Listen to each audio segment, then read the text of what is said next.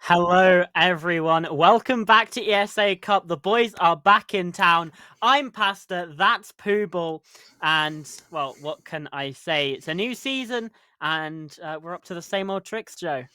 Same old tricks indeed, just a little bit late to your screens, but we will be having matches ahead of us. Do not worry. First match today, we may as well hop into things, Cameron. Eagle Might as Empire well. console versus. Now, you have a very good pronunciation of this, Cameron, so we're going to put you on Yeah. the spot.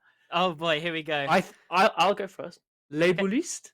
That's pretty good. That's pretty Pretty good. good, okay. We'll go with that. We'll go with that. Fine. Been scammed there. Lebelist. There we Like, go. I don't know. It's literally the exact same as the way you said it. I don't know what all of the problem is here. But anyway, yeah, Eagle Empire versus Les Boulistes. Now, obviously, this is a brand new season. We got some brand new rosters. So, I don't know if you have any information about these teams. We've been having a little bit of an issue Yeah. with our head to head. So I think we can probably just get into the next thing in our show. So let's just get the map bands up, see where we're going to be heading straight away. Dive into this one, especially as we are running a little bit late. And here we go. 9 maps in the pool and 8 are out, and we're left with Night Haven Labs, Joe. Now, honestly, one of the newer maps in the pool, Yep. but still, we've now seen it for a good season or two. What's your thoughts on this map, especially heading into this best of one? Well, you would expect, as you've just said, it's been in the rotation of all levels of play for about a season now. So you'd expect, okay, it's going to shift kind of more evenly, probably still favoring defense because this game always kind of favors defense. It's not really the case, though, is it? We see it across all tiers of play. Teams will pick Nighthaven Labs and have no clue how to attack it. So Yeah, usually you'll either see two teams that go very close in terms of just 5-1, 5-1 defensive splits, and it goes to overtime. Other times, you'll see teams just run away with it on the first defensive half and then pick up one or two attacks very quickly after that, and it will be a complete stomp. So that's really going to be the two possibilities this match is either going to go all the way down to the wire, or one of these teams might get completely slammed in their opening match here. yeah, absolutely. So, let's see if any of those teams will get slammed. Who our wonderful talent crew think will be said team to maybe not get slammed? Obviously, we said it could be a close affair, but let's have a look at these predictions, and it looks like it's pretty overwhelmingly Eagle Empire. I would be surprised if Rowan didn't predict Eagle Empire, to be completely honest with you. Um, but I can't actually quite remember what I predicted in this. I'm pretty sure I said Eagle Empire I as think I did as well. well. I think Um, purely off of name value, I went off Eagle Empire because yeah, not familiar with Label so I just played it safe. Went with the name of the org that's been around for a while as kind of we've seen what they can do. Obviously, we had no clue they'd be on labs because we predict in advance. So who knows? Maybe Eagle Empire are actually going to not be very good here, but it's all just speculation. We can head over to the social prediction now to see what you guys might think. Hopefully, some of you have waited until we get that map info so you can make a more well informed decision. And it looks, on the whole, like the community is agreeing with us. Eagle Empire favored by everyone here virtually to come out on top. But still, the question I'm asking is, how is it going to play? Is it going to be that one sided affair that some Night Heaven matches become? Or will it be very, very long, very, very tedious for both these teams? yeah. So again, especially with coming into Night Haven Labs, I'm a little bit more familiar with the players on Eagle Empire as well. Just looking at these rosters, I don't really know what Labelist are capable of. So just for that as well. But knowing those Eagle Empire players, they can play Siege well, like in terms of the fundamentals, and that's also one of the most important things. It's not the only factor like you might see in terms of an Oregon or a Clubhouse, but especially when you're playing on your defenses, if you allow the attacking team to get too many rounds in that first half, which actually I can't quite remember who is starting on the defense. It is going to be Eagle Empire. So yeah, so if Eagle Empire do let Labor Least rack up, maybe 2-3 attacks on this first half, that's where things start to get a little bit shaky. But I don't think they're going to be that sort of team. Yeah, yeah. With Night Haven, I get that. If you let three attacks in, things can start to get shaky, but still, mainly that first half is about building that momentum, just sort of getting into the swing of things, getting back into officials. So starting on the defense is really everything Eagle Empire could have asked for there, because it not only favors them, but it's going to be much easier than attacking, and therefore when they're maybe not quite at their A game yet at the start of the match, it will just boost them a little bit ahead. So when it gets to those crucial attacking rounds, they'll be a lot more ready to actually put up a good fight. So yeah, definitely everything seeming to back up Eagle Empire here and winning this, which means, of course, there is chance for that upset if Label East can really come out swinging on those attacks. Three attacks is all you really need to put the pressure onto Eagle Empire when the half swaps. So it's certainly not impossible, but Nighthaven is known to not be a very kind map to teams that are particularly very slow at attacking. Yeah, for sure. And I think especially coming into this current meta, we're seeing a lot of slow attacks. We're seeing, particularly if teams are a little bit shaky, particularly if teams don't necessarily have all of their teamwork nailed. And I certainly haven't seen Label East playing Hmm.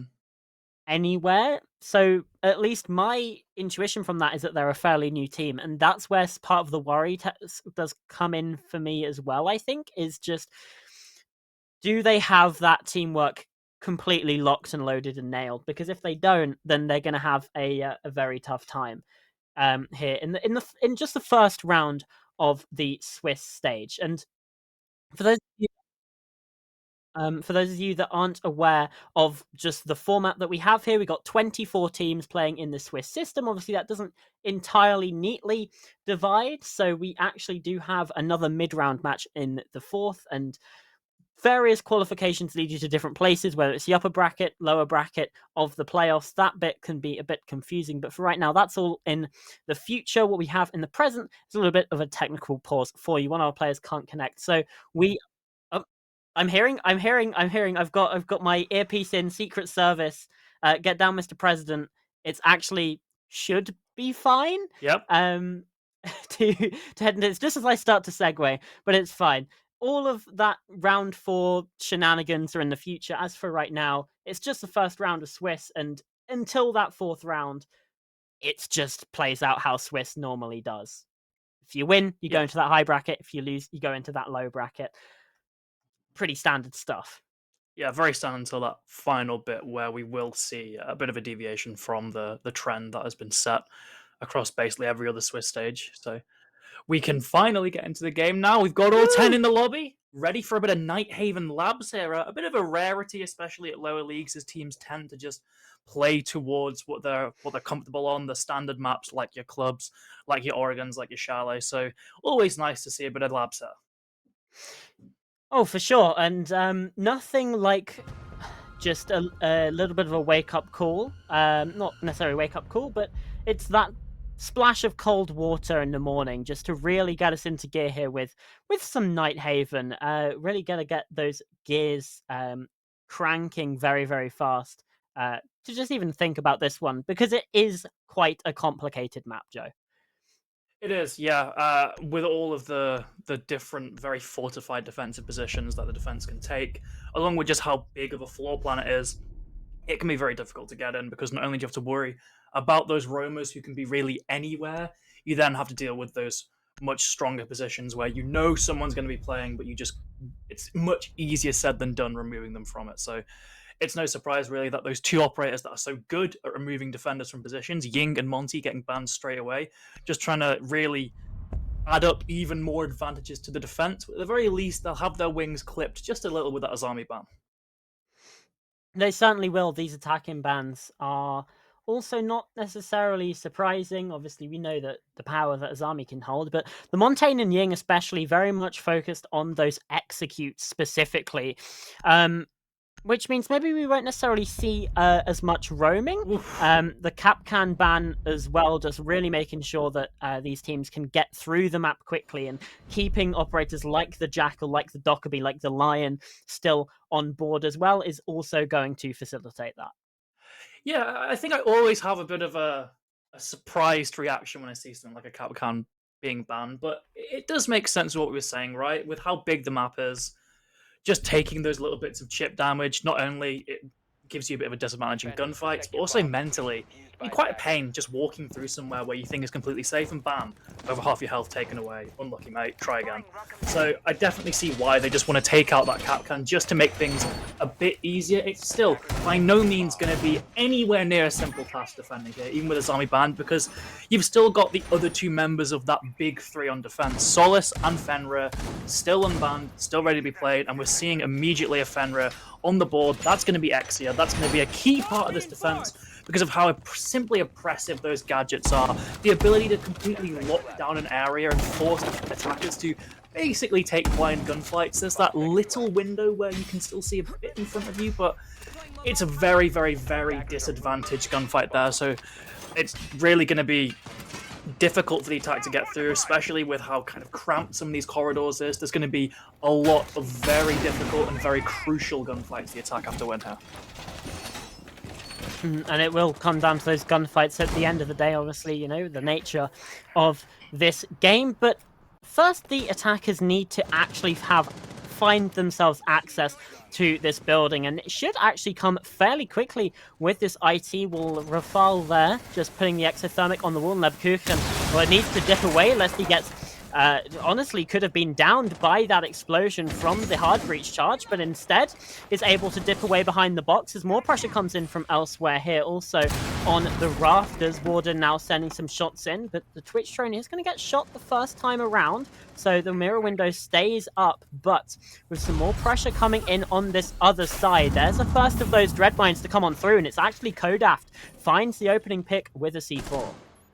Yeah, the gridlock going off the board, maybe not as crucial as it once was, as we saw gridlock briefly enter a period of being the entry up, but now very much support. And at the very least, that Wamai even taken out, that's going to be very beneficial because look at the time, there was still potential for more magnets to be thrown, so that's a bit less utility that might have to be burnt here as Nace Breach is finally going to try and dislodge this Frost, but actually gives Hicks another avenue to see these players on the rafters. A gunfight is missed though, so luckily the attack aren't paying too much for that, but still, despite thinking that they might have cleared that position, they just opened up another angle, and Kodaf gets that hard breacher now. It's going to be even more difficult because the attack are going to have to funnel through these very small ways. Kodaf as well, a triple, incredible opening from him.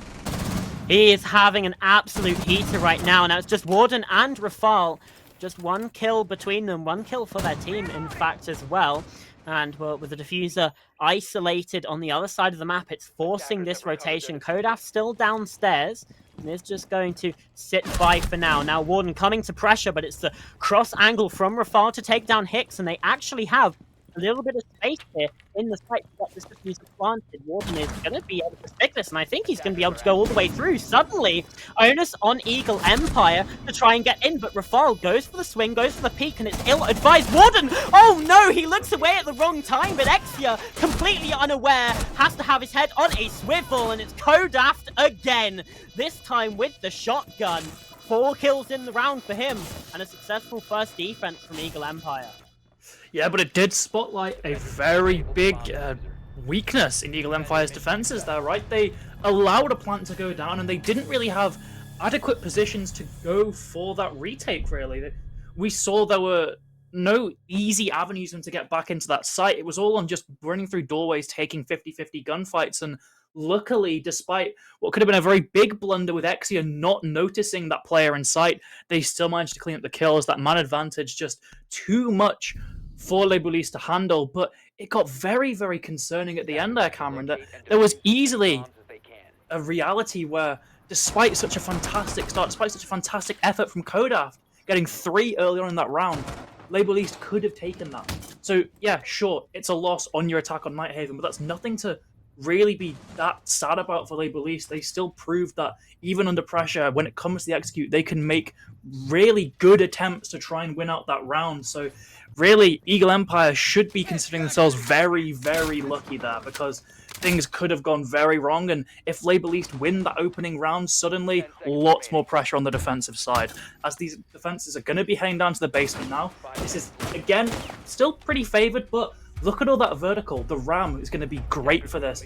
The Ash as well. No secondary soft breach charges being brought by that Thatcher, but still, that's 2 operators that can cause a lot of destruction above and can block out a lot of areas in this site.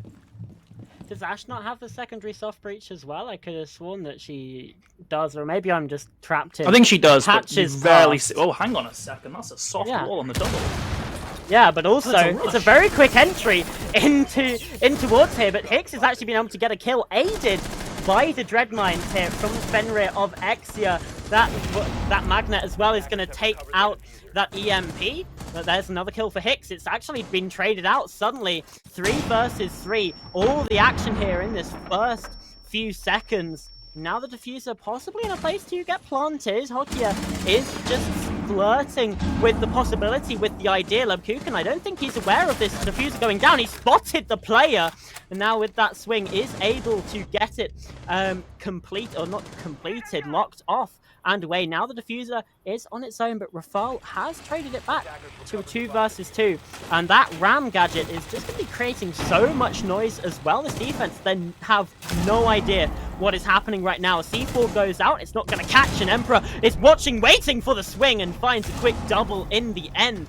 What an attack from Leibuliste, and it highlights an issue that I was going to bring up after round number 1. It's pertinent here. Again, there is no breach denial coming through from Eagle Empire, and we saw it allowed Leibuliste to get really quick access into IT and into the site in round number 1. And again here, they've just been able to rush in, swarm through, and completely outgun the defense.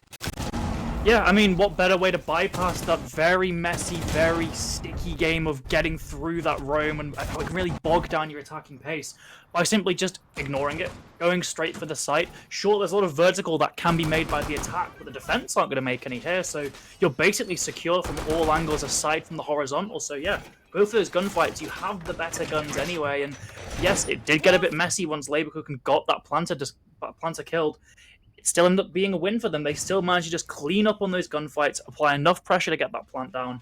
Really good attack from Leibuliste there, but it's a kind of one and done thing, right? You saying they didn't bring any breach now? Bam, Higgs on the bandit now, so this plan is no longer going to really work here. They're going to have to play a more traditional attack, and that's Eagle Empire's opportunity to maintain that lead, get it back even, go up 2-1 if they can play that roam game well, because otherwise, if Leibuliste can get this and they're in the lead on a Nighthaven attack, things can get very, very messy.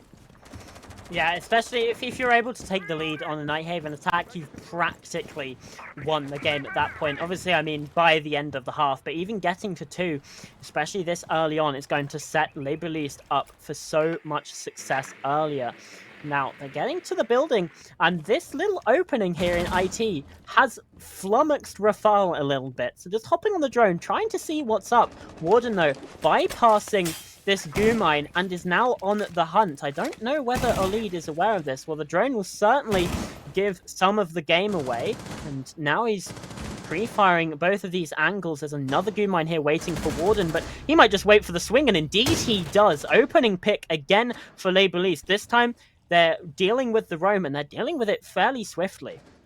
Yeah, Hickham's Kodaf, though, I think the attack have sort of let their guard down, not aware that there's going to be a reattempt, and elsewhere, Exia gets a crucial kill. Not only does that even the man count, but brings more attention away from Kodaf, who is looking for a flank here. Suddenly, pressure being applied from both floors, both above and below where the attack are now. Kodaf just playing it slow. He knows he doesn't need to rush things too much, but he could be met with Rafal there, just looking down the hatch. Kodaf, you've got to look left, please. I shot the drone. Shots and immediately gives his position away, and Rafal cleans up that kill, easily bringing the advantage back to the attack there. And what could have been a very, very good flank, just shut down by a bit of anxiousness by that Wamai.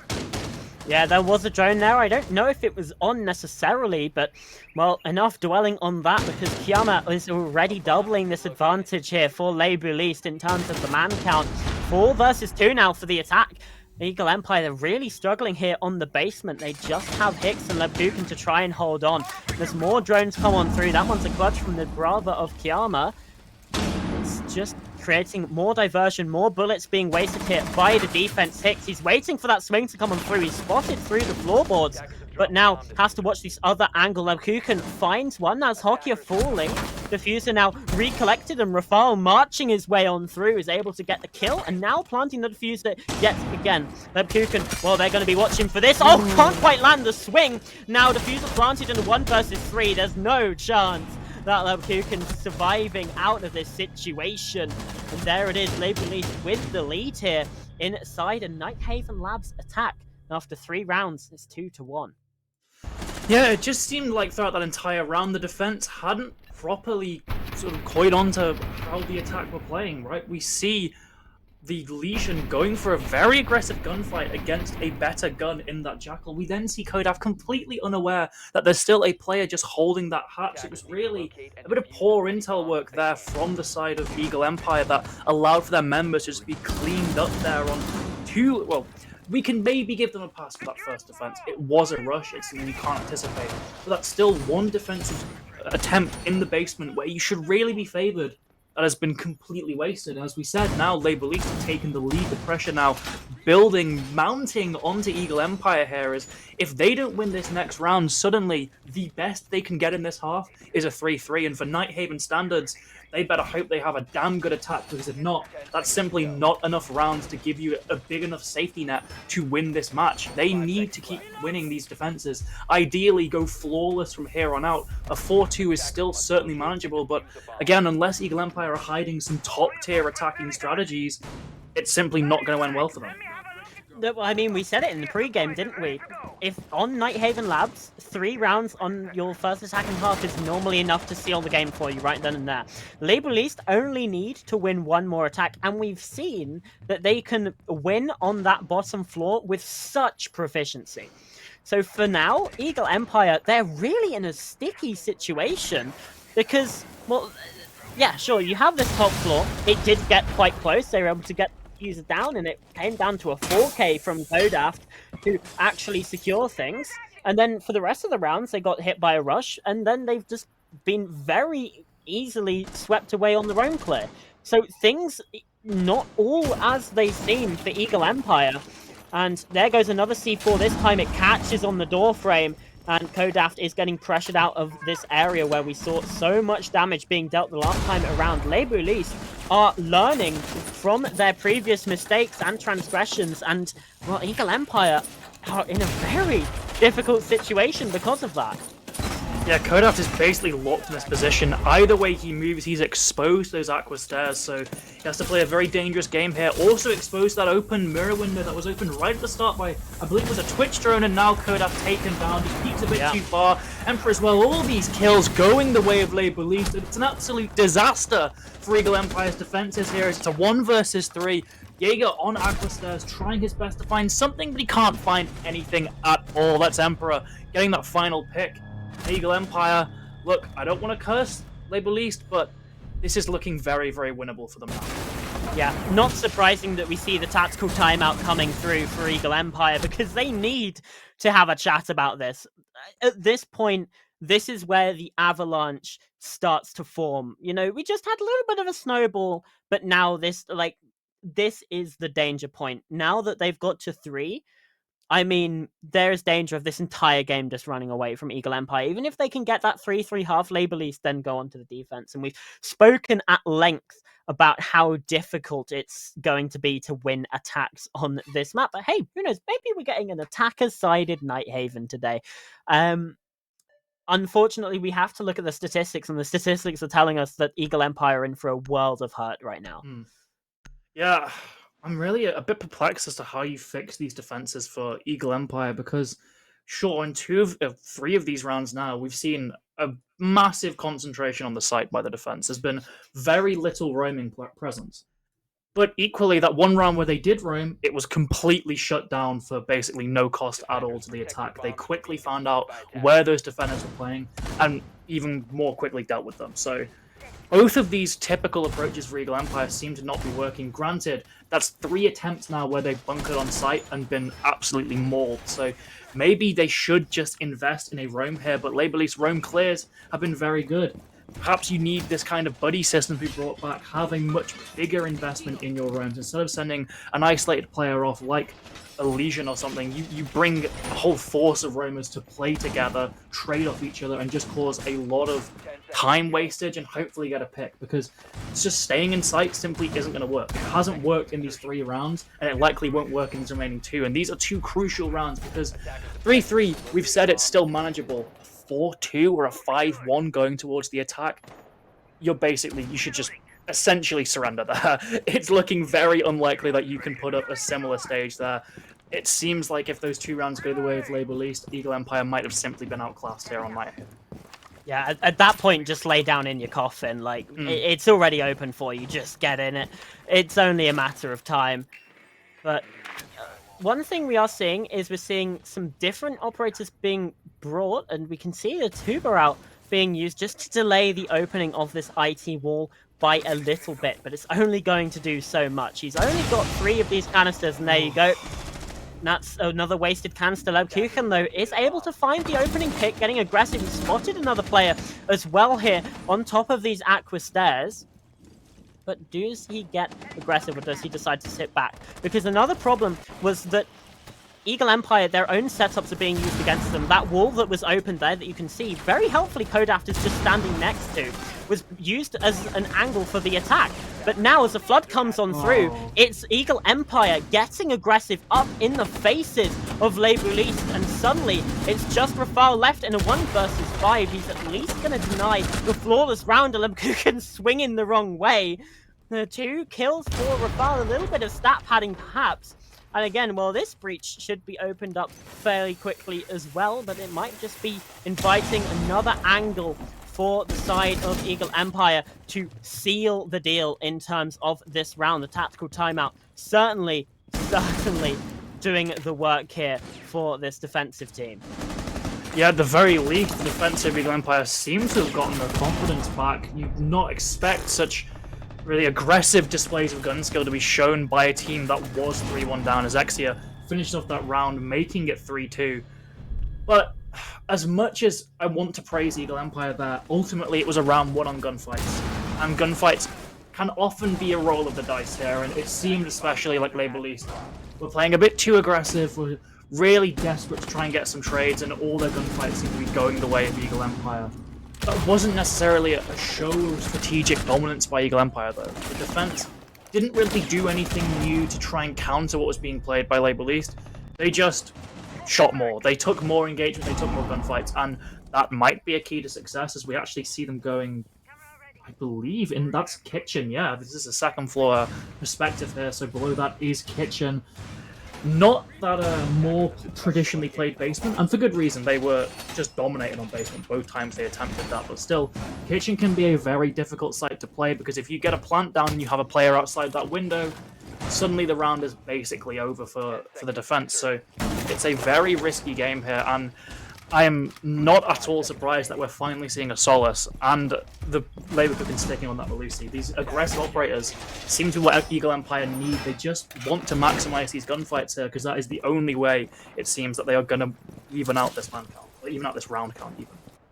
Yeah, and Exia just running out there, reinforcing up the hatch, making sure that at least it's a little bit more difficult for the attacker Labour Least to get into the site. But on the topic of the site, Joe, you mentioned this is unusual. A lot of the time, if we see one of those 1st floor sites, it's in storage. It's not actually in this kitchen side. So, I don't know, maybe there's a little bit of trying to catch Labour Least off guard, but, well, it certainly hasn't worked. So Lead was roaming by himself inside of meeting, and, well, with 2 windows there, it's an easy crossfire to establish for the attack.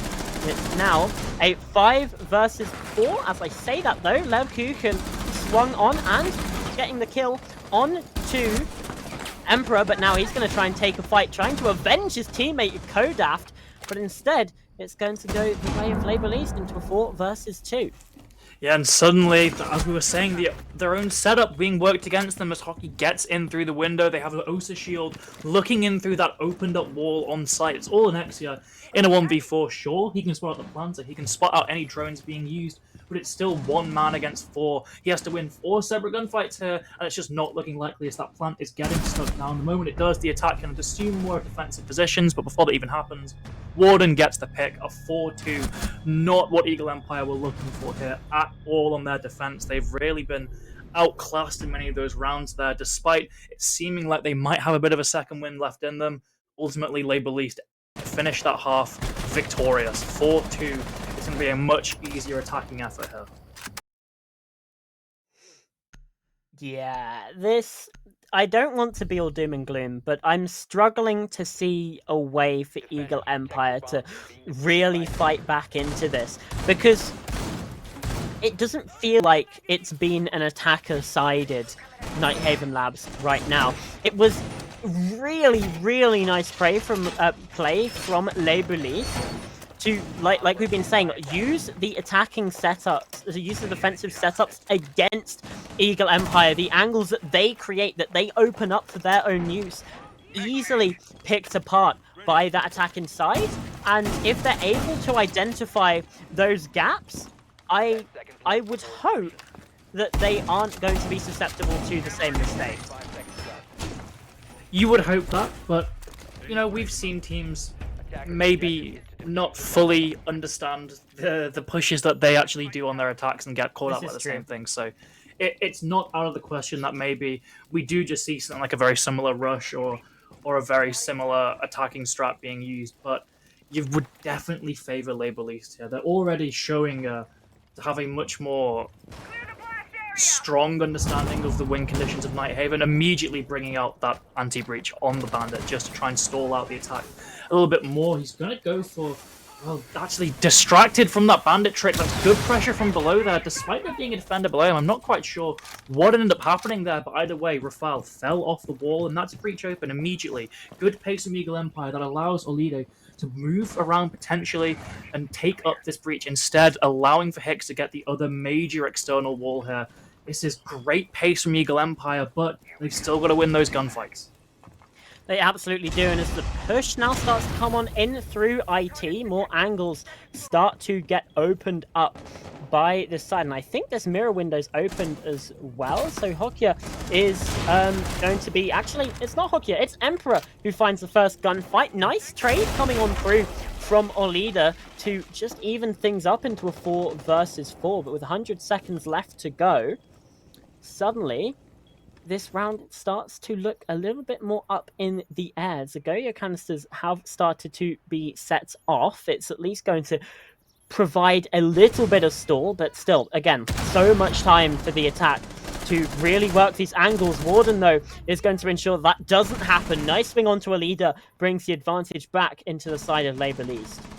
Yeah, that's a crucial kill from Warden. I'm not sure. Yeah, Hicks is out of those exothermic charges, so now it's going to be based on walking through those rotates, really, or walking through those doors for the attack, meaning it's a much more advantageous gunfight for the defense, but Kodaf still wants to put up a fight, takes down Hokia immediately on that swing. 2 versus 3 now, but still, as I said, it's up to these rotates, it's up to these doorways, very confined angles for the attack to use here. Defense definitely heavily favored, but Rafale misses a couple shots, but maintains that spray, takes down the player, takes down another, and Labourleaf start off their defense incredibly strong here.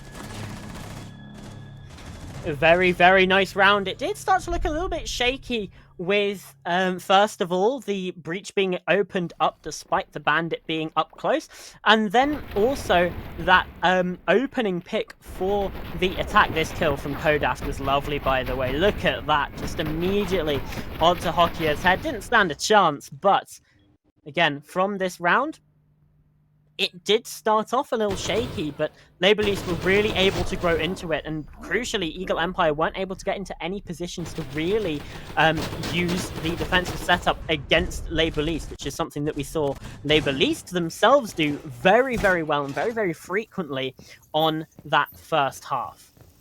Yeah, it was almost a very nice bit of split pressure from the attack as well. That's the kind of heartbreaking thing about that round.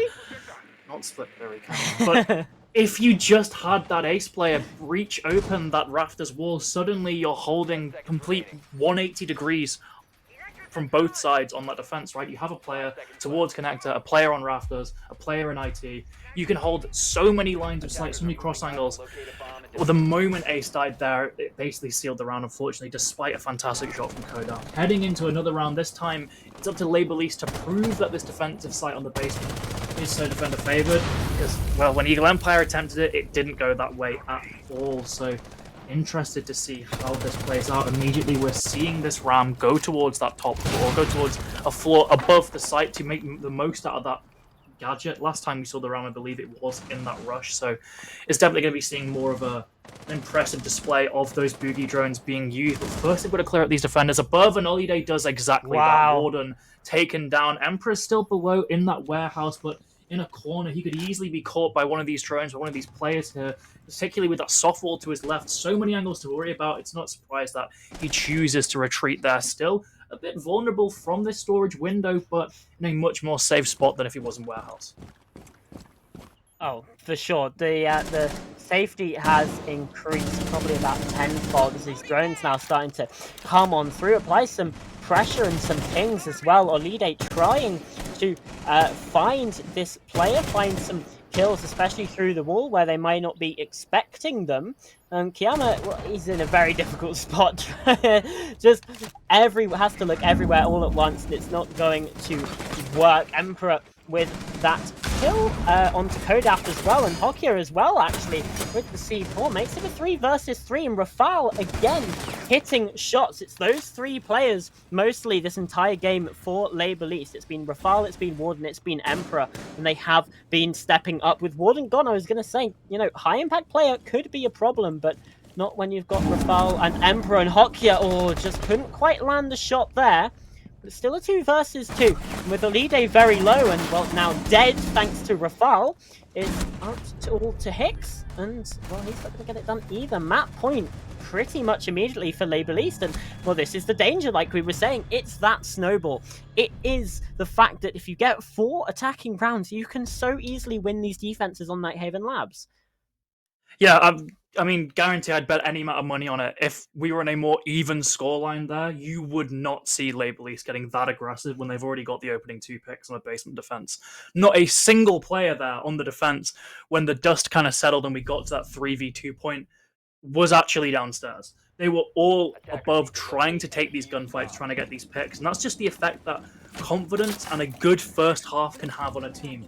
They absolutely ran away with their attacking half, and now in their defense, they're just feeling a lot better about themselves. They are taking gunfights that, sure, maybe they don't need to take, but they're winning anyway, and that's what really matters. So it's going to be incredibly difficult for Eagle Empire to win not only this round, but the remaining 3 after that, just to get to OT with the way that Label East have been playing.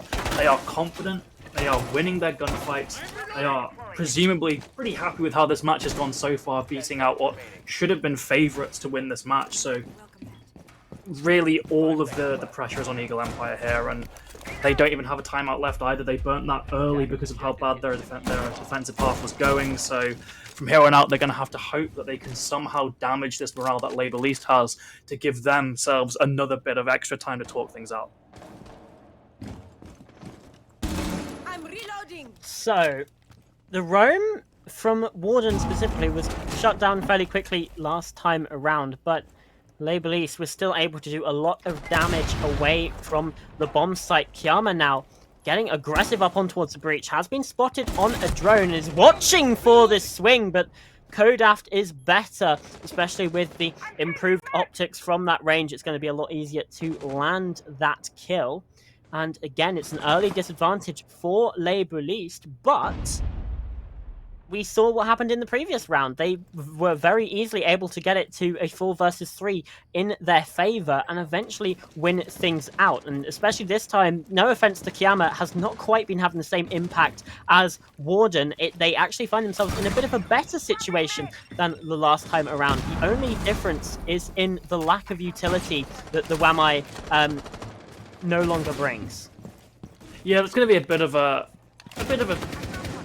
solid chunk of damage, I guess, onto the setup, just because, yeah, they've not used all their magnets. Luckily, I guess, obviously frag grenades are by no means anywhere near as important as they once were. They're mainly just about destroying utility. Flashbangs and smoke grenades could be a bit more of an issue, but no one's going to be necessarily losing their lives because of a lack of a magnet nowadays. So that's still something for the defense, and they've still got those high-performing players on the board. We talked about Warden, we talked about Rafal, and they are still playing equally as aggressive, really wanting to take this retake, I'd imagine, as it's just Hokia in the site, just trying his best to survive, is eventually taken down. Wouldn't be surprised to see a plant going down fairly soon if they can deal with Rafal here, and with Emperor going down as well. It's all on Warden now. We were just hyping him up. Does he have a 1v5 in his system? Because I don't think he does. Oh, especially not blinded up like this. Kodaf is going to fall into a frost mat, but now picked back up is, well, again, that 1 versus 5, and still the flashbangs come.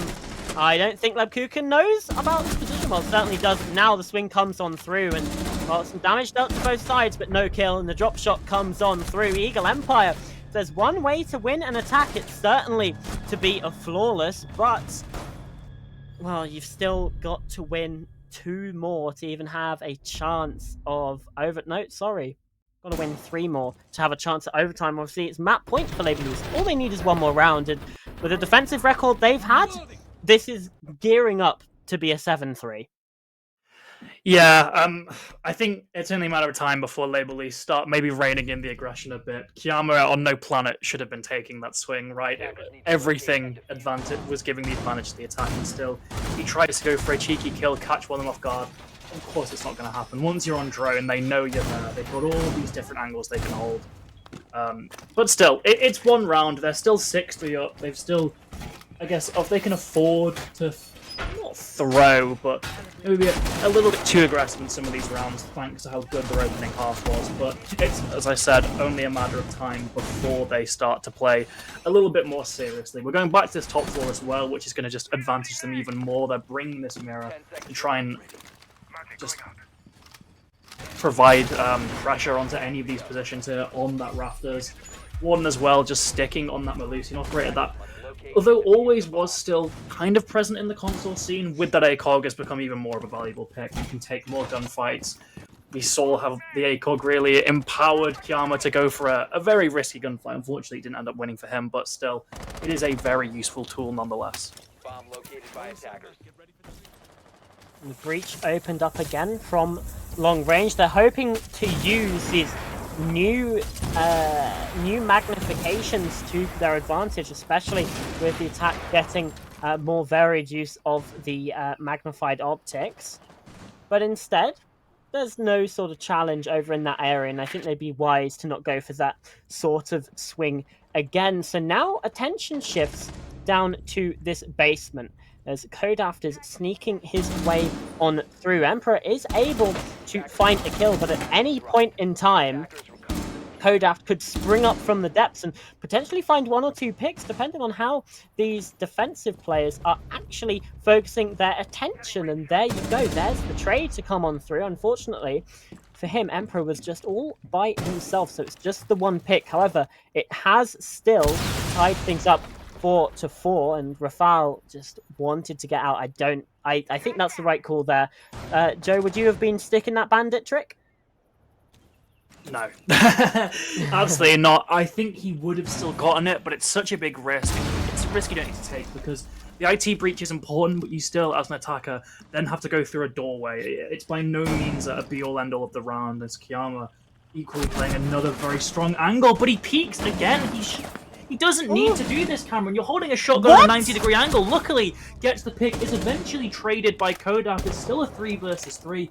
But this aggression that really isn't needed is still rearing its ugly head for Label East, and they're paying for it. Kodak with a triple now. It's all on Warden and Hockey. Warden, very low HP himself. Luckily, Hockey is on full, holding a very good angle onto this this hallway. Throws the Nitro, can catch one player off guard, as he does. Fantastic game sense from the mirror there, but still it's a 2 versus 2 against these very much stronger guns on the attack. Yeah, fortunately, that has been a high-power player in Kodaf taken out. Already had 3 kills this round and didn't want that to get out of control. And now that is stunted, but still 30 seconds left to hold on for the defensive Label East if they want to be taking this in a 7-3 fashion. But Hockey is watching the wrong way. Now it's just on Warden. He knows where our leader is, and he's now taking a very different angle. The red pings are there. He's actually waiting for this pre-fire. They give away the position and the intentions here of what Warden's trying to do. The swing goes through the first one, and he's able to dip away. Gets behind the pillar, reloads. Hicks has the diffuser, but he's going to take the swing instead. Warden, dipping and weaving behind the pillar, is able to win it out. An Eagle Empire, they get it handed to them here on Nighthaven Labs. Label East with a 7-3 victory. Yeah, absolutely. Eagle Empire completely outclassed there. Even if Labour East, as we were saying, maybe weren't playing as seriously as they perhaps should have been in that second half, still completely dismantle that opposing side. Fantastic play from them. A great debut match for all these players in this season of the Cup. And unfortunately for Eagle Empire, it's not the start they want. They will be sent down to the lower part of that second round, unfortunately for them. But Labour East will advance the high seeded matches even. So very good start for them. Yeah, absolutely. And even looking down to that lower section as well, you've got teams like Entropy Gaming, you've got teams like Team Misclick down there as well. Teams that you really don't want to be on the receiving end of, especially when you're getting towards elimination being on the line. That's a very, very scary prospect for a team like Eagle Empire. Yeah, absolutely. They're by no means safe now. Unfortunately, they obviously can still definitely make it through, but as is with the same with any Swiss system, you take that first loss and already you're at a massive disadvantage because the pressure just builds the more and more. If you lose that second round, suddenly things get even worse. The mental aspect has to be considered there as well. It's much more different and much more sort of daunting for teams than maybe losing the first match in a group stage, for instance. So, yeah, Eagle Empire definitely need to fix these problems. Luckily, I believe they have a whole week to flesh things out there, so they should be good for that. But yeah, Labour East, incredible play from them, incredible confidence shown, great gun skill, great game sense, really fantastic job from them taking on the challenge of Nighthaven, coming out with that 4-2 split on their attack, and then just cleaning things up on the defense. Very well played from the French side. Yeah, absolutely. There was a couple of highlight players as well from Eagle Empire, particularly Leverkusen and Kodaf. They played very, very well, but unfortunately, when you had players like Rafal, like Warden, like Emperor doing the things that they did in that lobby, you lose, and especially when the sort of defensive structures in that first half weren't really there to prop up the team. We mentioned it again and again. Labour East were able to infiltrate that defensive structure and use it against Eagle Empire. They were able to take those angles and sort of rework them, reverse them. And it was just a mighty, mighty force to be reckoned with. We didn't quite see that same thing from Eagle Empire on their own attack. So, like we said, it was a 7-3 win to start out the day for Labour East, to start the season as well for us here, Joe. But we're going to send it over to a break. And when we come back, it'll be the next game, including a very familiar face in Ghost Army. We'll see you in just a few minutes.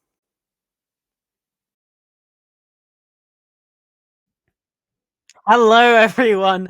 Welcome back to the stream. It's time for our second game of the day, Joe. Obviously, we just had our 7-3 win for Labour East against Eagle Empire. That was on Nighthaven Labs. This time now, Crown Zero versus Ghost Army. That's pretty exciting. Would you agree, Yeah. Booble? Yep, Ghost Army. It's another one of those teams that we will recognize and players we will recognize. Crown Zero, a little bit more up in the air, but yeah, definitely used to Ghost Army. So it's nice to have a bit of familiar territory this time. As yeah, third place in the league in the last season. So yeah, we've seen a lot of this team. We casted their quarterfinals in the last season as well. So we know this team. As for Crown Zero, a little bit less familiar. So I wonder if that is going to influence the talent predictions, because Crown Zero, again, especially for me and you, a little bit of some newer kids on the block, and it certainly looks like there's a lot of Ghost Army there. well, the whole prediction seems to be a bit of a ghost here, as can't actually There see you them. go. Good little pun there, but yeah, a lot of Ghost Army predictions, as we say. A couple Crown Zero enthusiasts still in the production though, so we are seeing some dotted predictions towards them, but the vast majority, yeah, going towards Ghost Army, and for good reason. When they were Mafia Squad, they were third in the league, as we pointed out. Very, very strong team. They didn't necessarily enter Season 7 in a particularly strong way, but still, they very much did pick up pace, pick up speed once they actually got things going. And in the playoffs, they were a very, very brutal opponent to go up against. But those aren't the only predictions we have. Community predictions as well. And similarly, they are massively favoring Ghost Army here. Yeah, absolutely. There's a couple familiar names on Crown Zero, such as UK, but for the most part, complete unknown. This is the same sort of thing that we had with Les Boulistes, and obviously we didn't know what to expect, and they blew all of our expectations way out of the water with an incredible map on Nighthaven Labs. So let's have a look at see where this series is going to be played. It's a best of 9 maps in the pool. 8 get taken away, and we're back. We're back to normal, common, boring ground here with an Oregon. But if we want to just gauge the fundamental level of Crown Zero, especially looking towards future matches, this isn't necessarily a bad thing. Yeah, we as viewers and as people involved in this broadcast, we can sort of say we don't like Oregon, boo, it's boring. We've seen it tons of times before, but strategically, it does make the most sense. Both of these teams, it benefits them to go to Oregon. Ghost Army, that's what they call Mafia Squad. Ghost Army can definitely just feel out how Crown Zero choose to play the game and how they approach Siege. And Crown Zero can just sort of focus on exclusively working on the fundamentals to just improve a bit as they head into the season. So it definitely makes sense why these teams went here. Would we have liked something like a Nighthaven, like a Consulate, even like a Sky? Sure, but at the same time, Oregon can definitely produce some very entertaining matches here. And again, it makes sense that both these teams would want to go to such neutral, such well mapped out ground. It absolutely would, and like I said, it provides us with some good insight as well. So, with that being said, Joseph Poobel, which is your full name?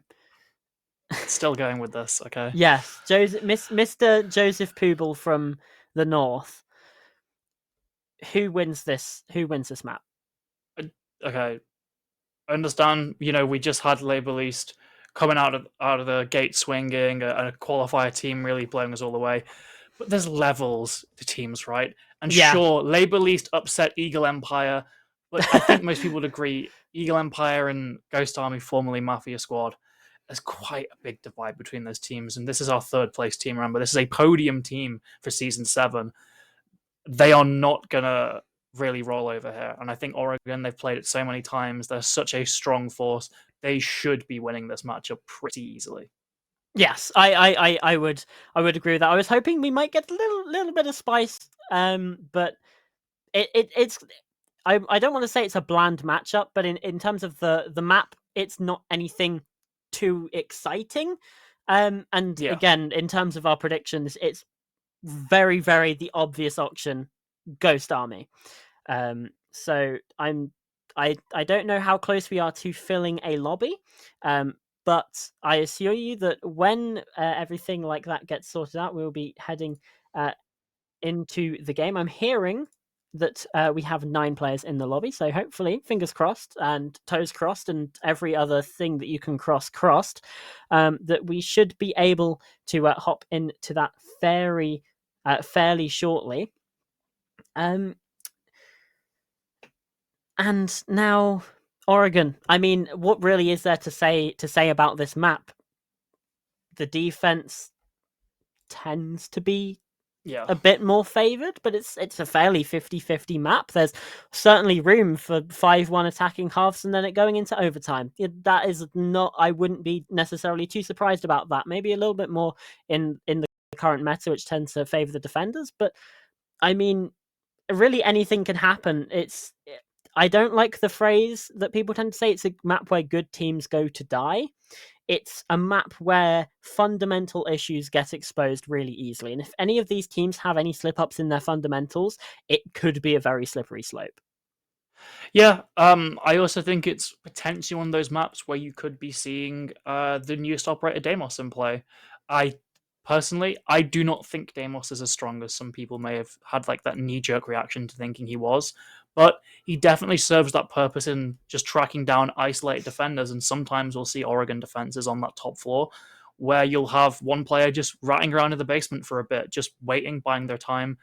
then going for a flank. So if you can just isolate them off immediately with that Deimos, hunt them down, get that pick, it's definitely one of the, albeit very limited situations where I could see the operator being very, very effective. But yeah, Oregon, definitely don't be surprised if it is something like a 4-2, even a 5-1 on the defense, because these grenades have been significantly nerfed here. So definitely expect to see much more defender sided than it perhaps once was. But we are getting on this matchup anyway. We are going to be seeing which of these teams, as you said, has those better fundamentals, has better attacks, better defenses than the other.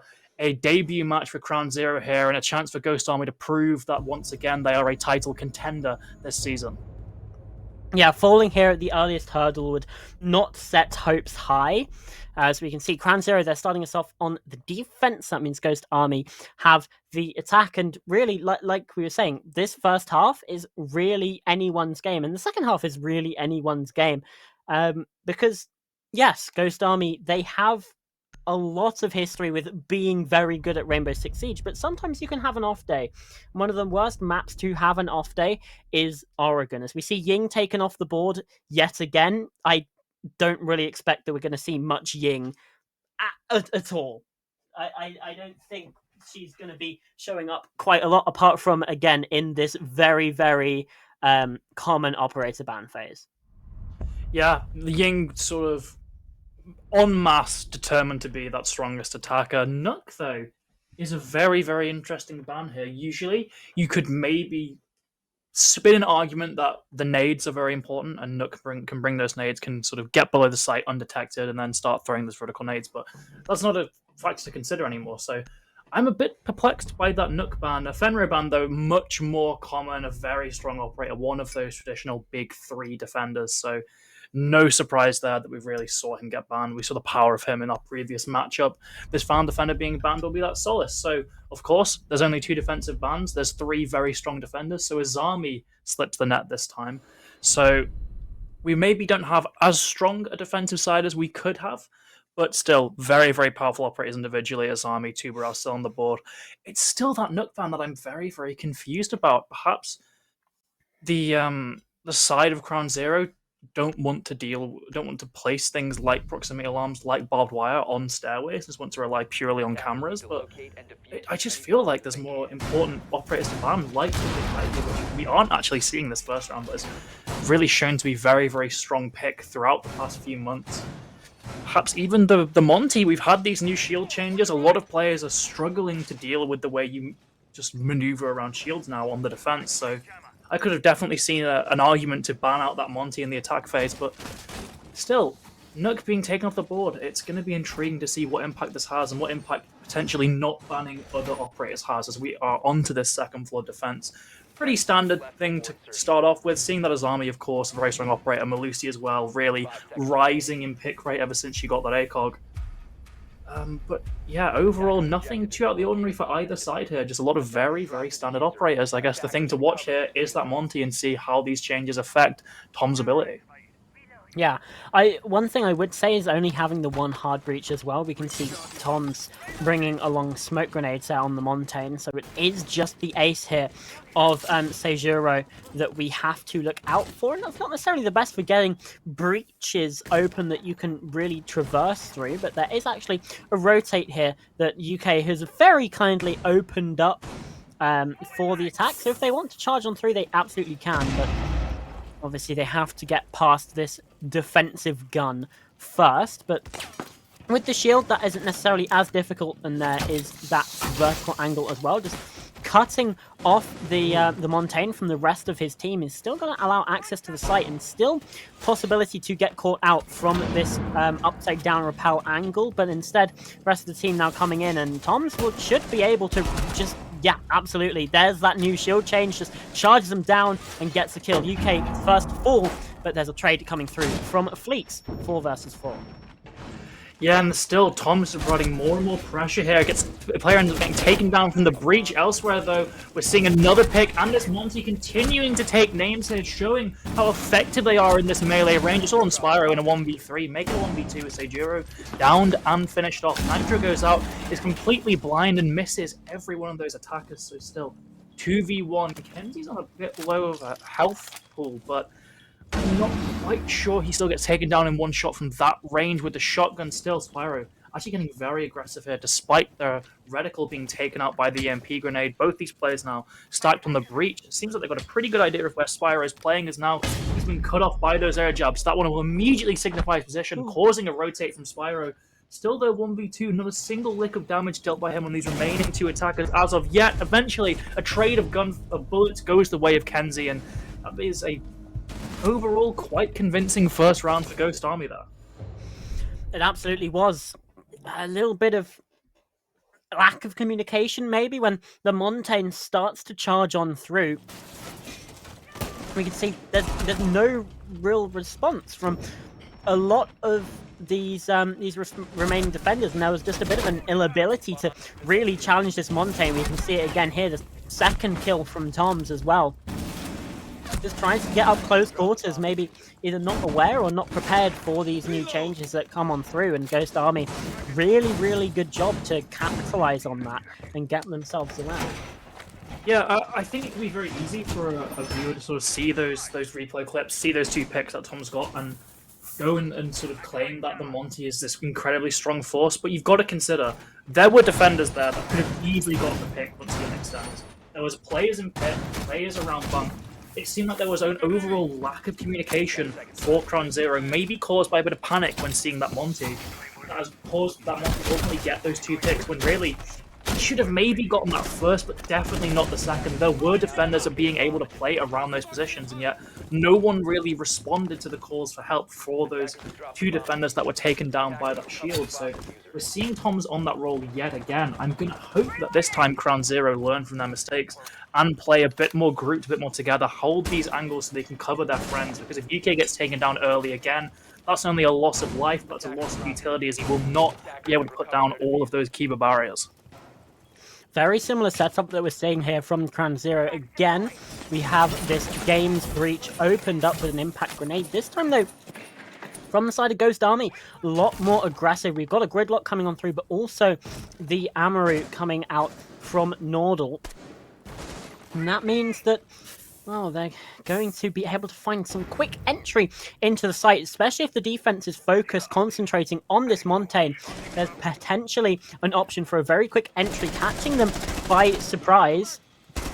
And it could potentially do wonders, but obviously that's all ifs, buts, and maybes, because for right now, Thomas is taking a lot of damage from various impact grenades.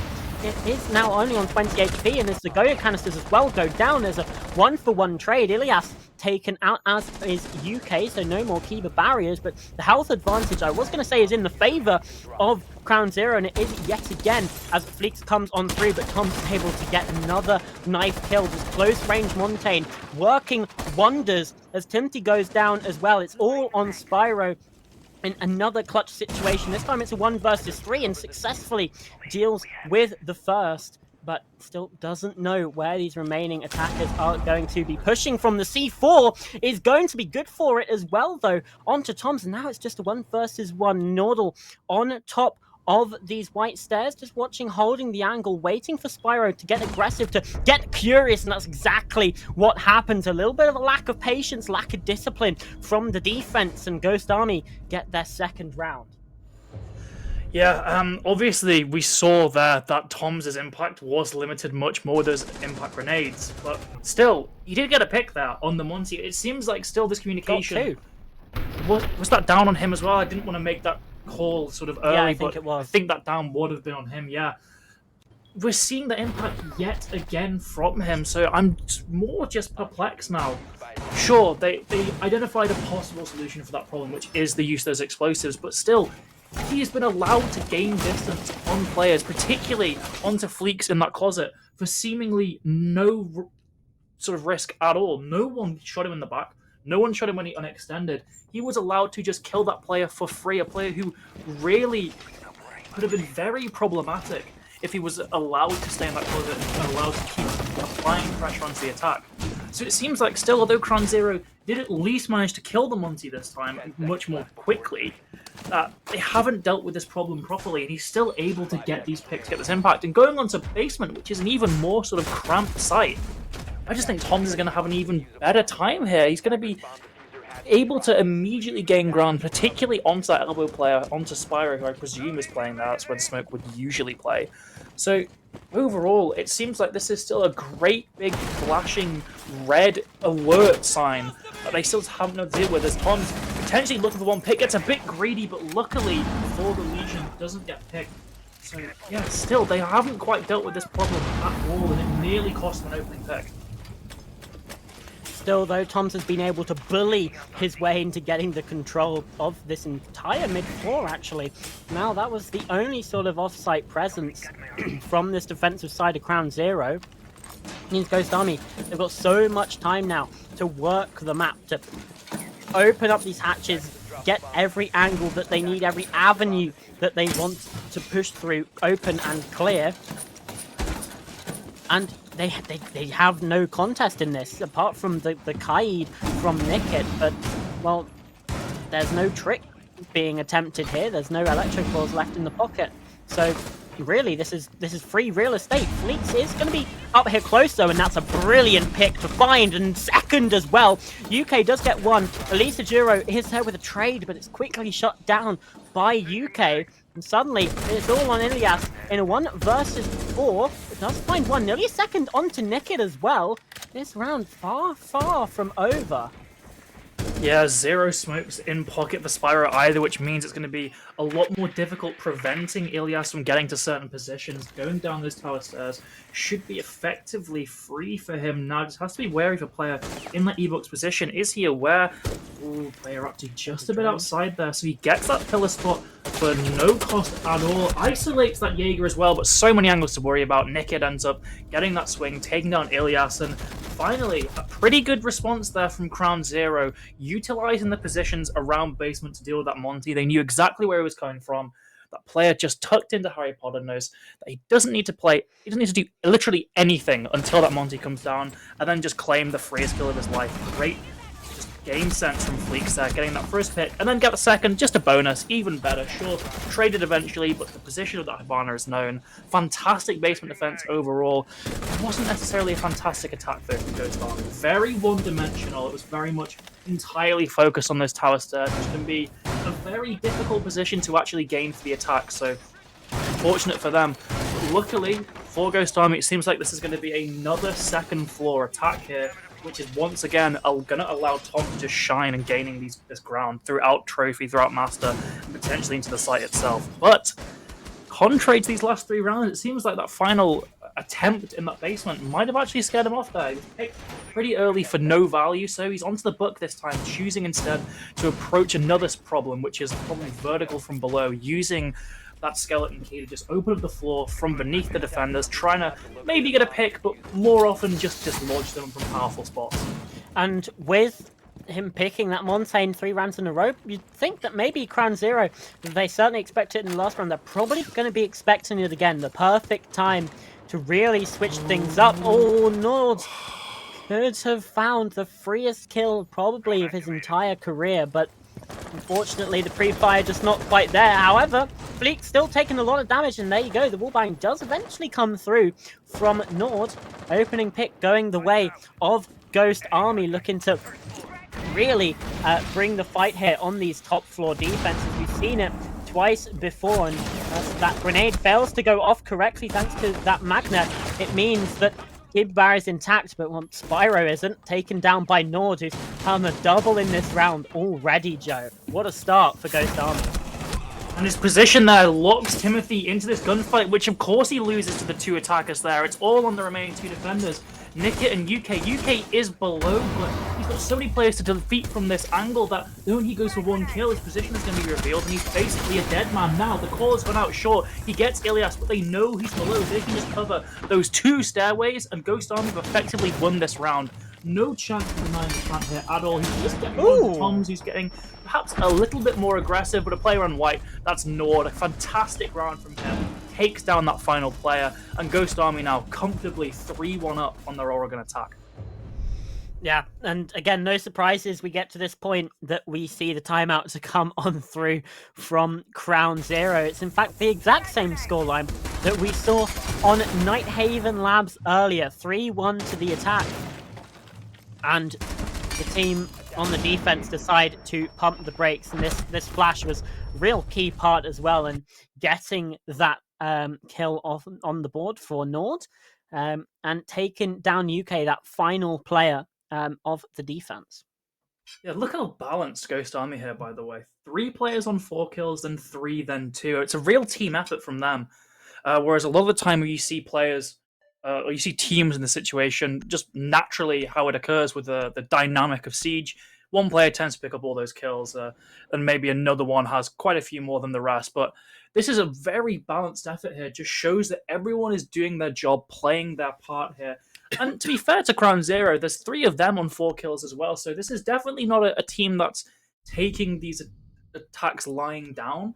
But ultimately, they are still losing these rounds, right? They are still failing the final hurdle, really, because they've been close rounds here, but just the work that Ghost Army do in the early round means that it's effectively impossible to win by the end. So great job from Ghost Army here, as we're going to be seeing this first floor defense. It will be the meeting variation of these 2 sites, so expect to see a lot more vertical pressure being applied and vertical defenses being made, because if it was kitchen dining, there's a lot less focus on that. But with how meeting directly sits underneath Attic, that is a major power position, so expect a lot of utility and a lot of gunfights to be played around here to try and get that plant down. So really up to the attack here to choose how they want to play this. There's a round, but lacking really for hard breach there. They're going to have to breach both that stage wall and Attic, and with only an ace, that's going to be very difficult. You're going to be dealing with smaller holes than if you use a thermite. So I'm thinking perhaps the wrong hard breach may have been used here, but of course, Seijiro does have the AK-12, so whereas he's maybe lacking in the utility department, in the killing department, he is definitely more favoured.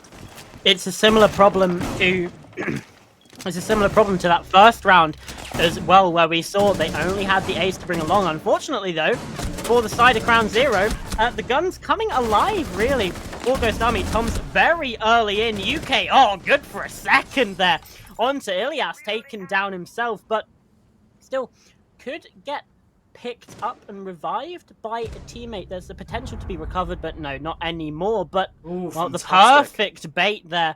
The corpse of UK is now going to lead to that C4 kill. And Crown Zero, on their tertiary site of all places, they have the player advantage.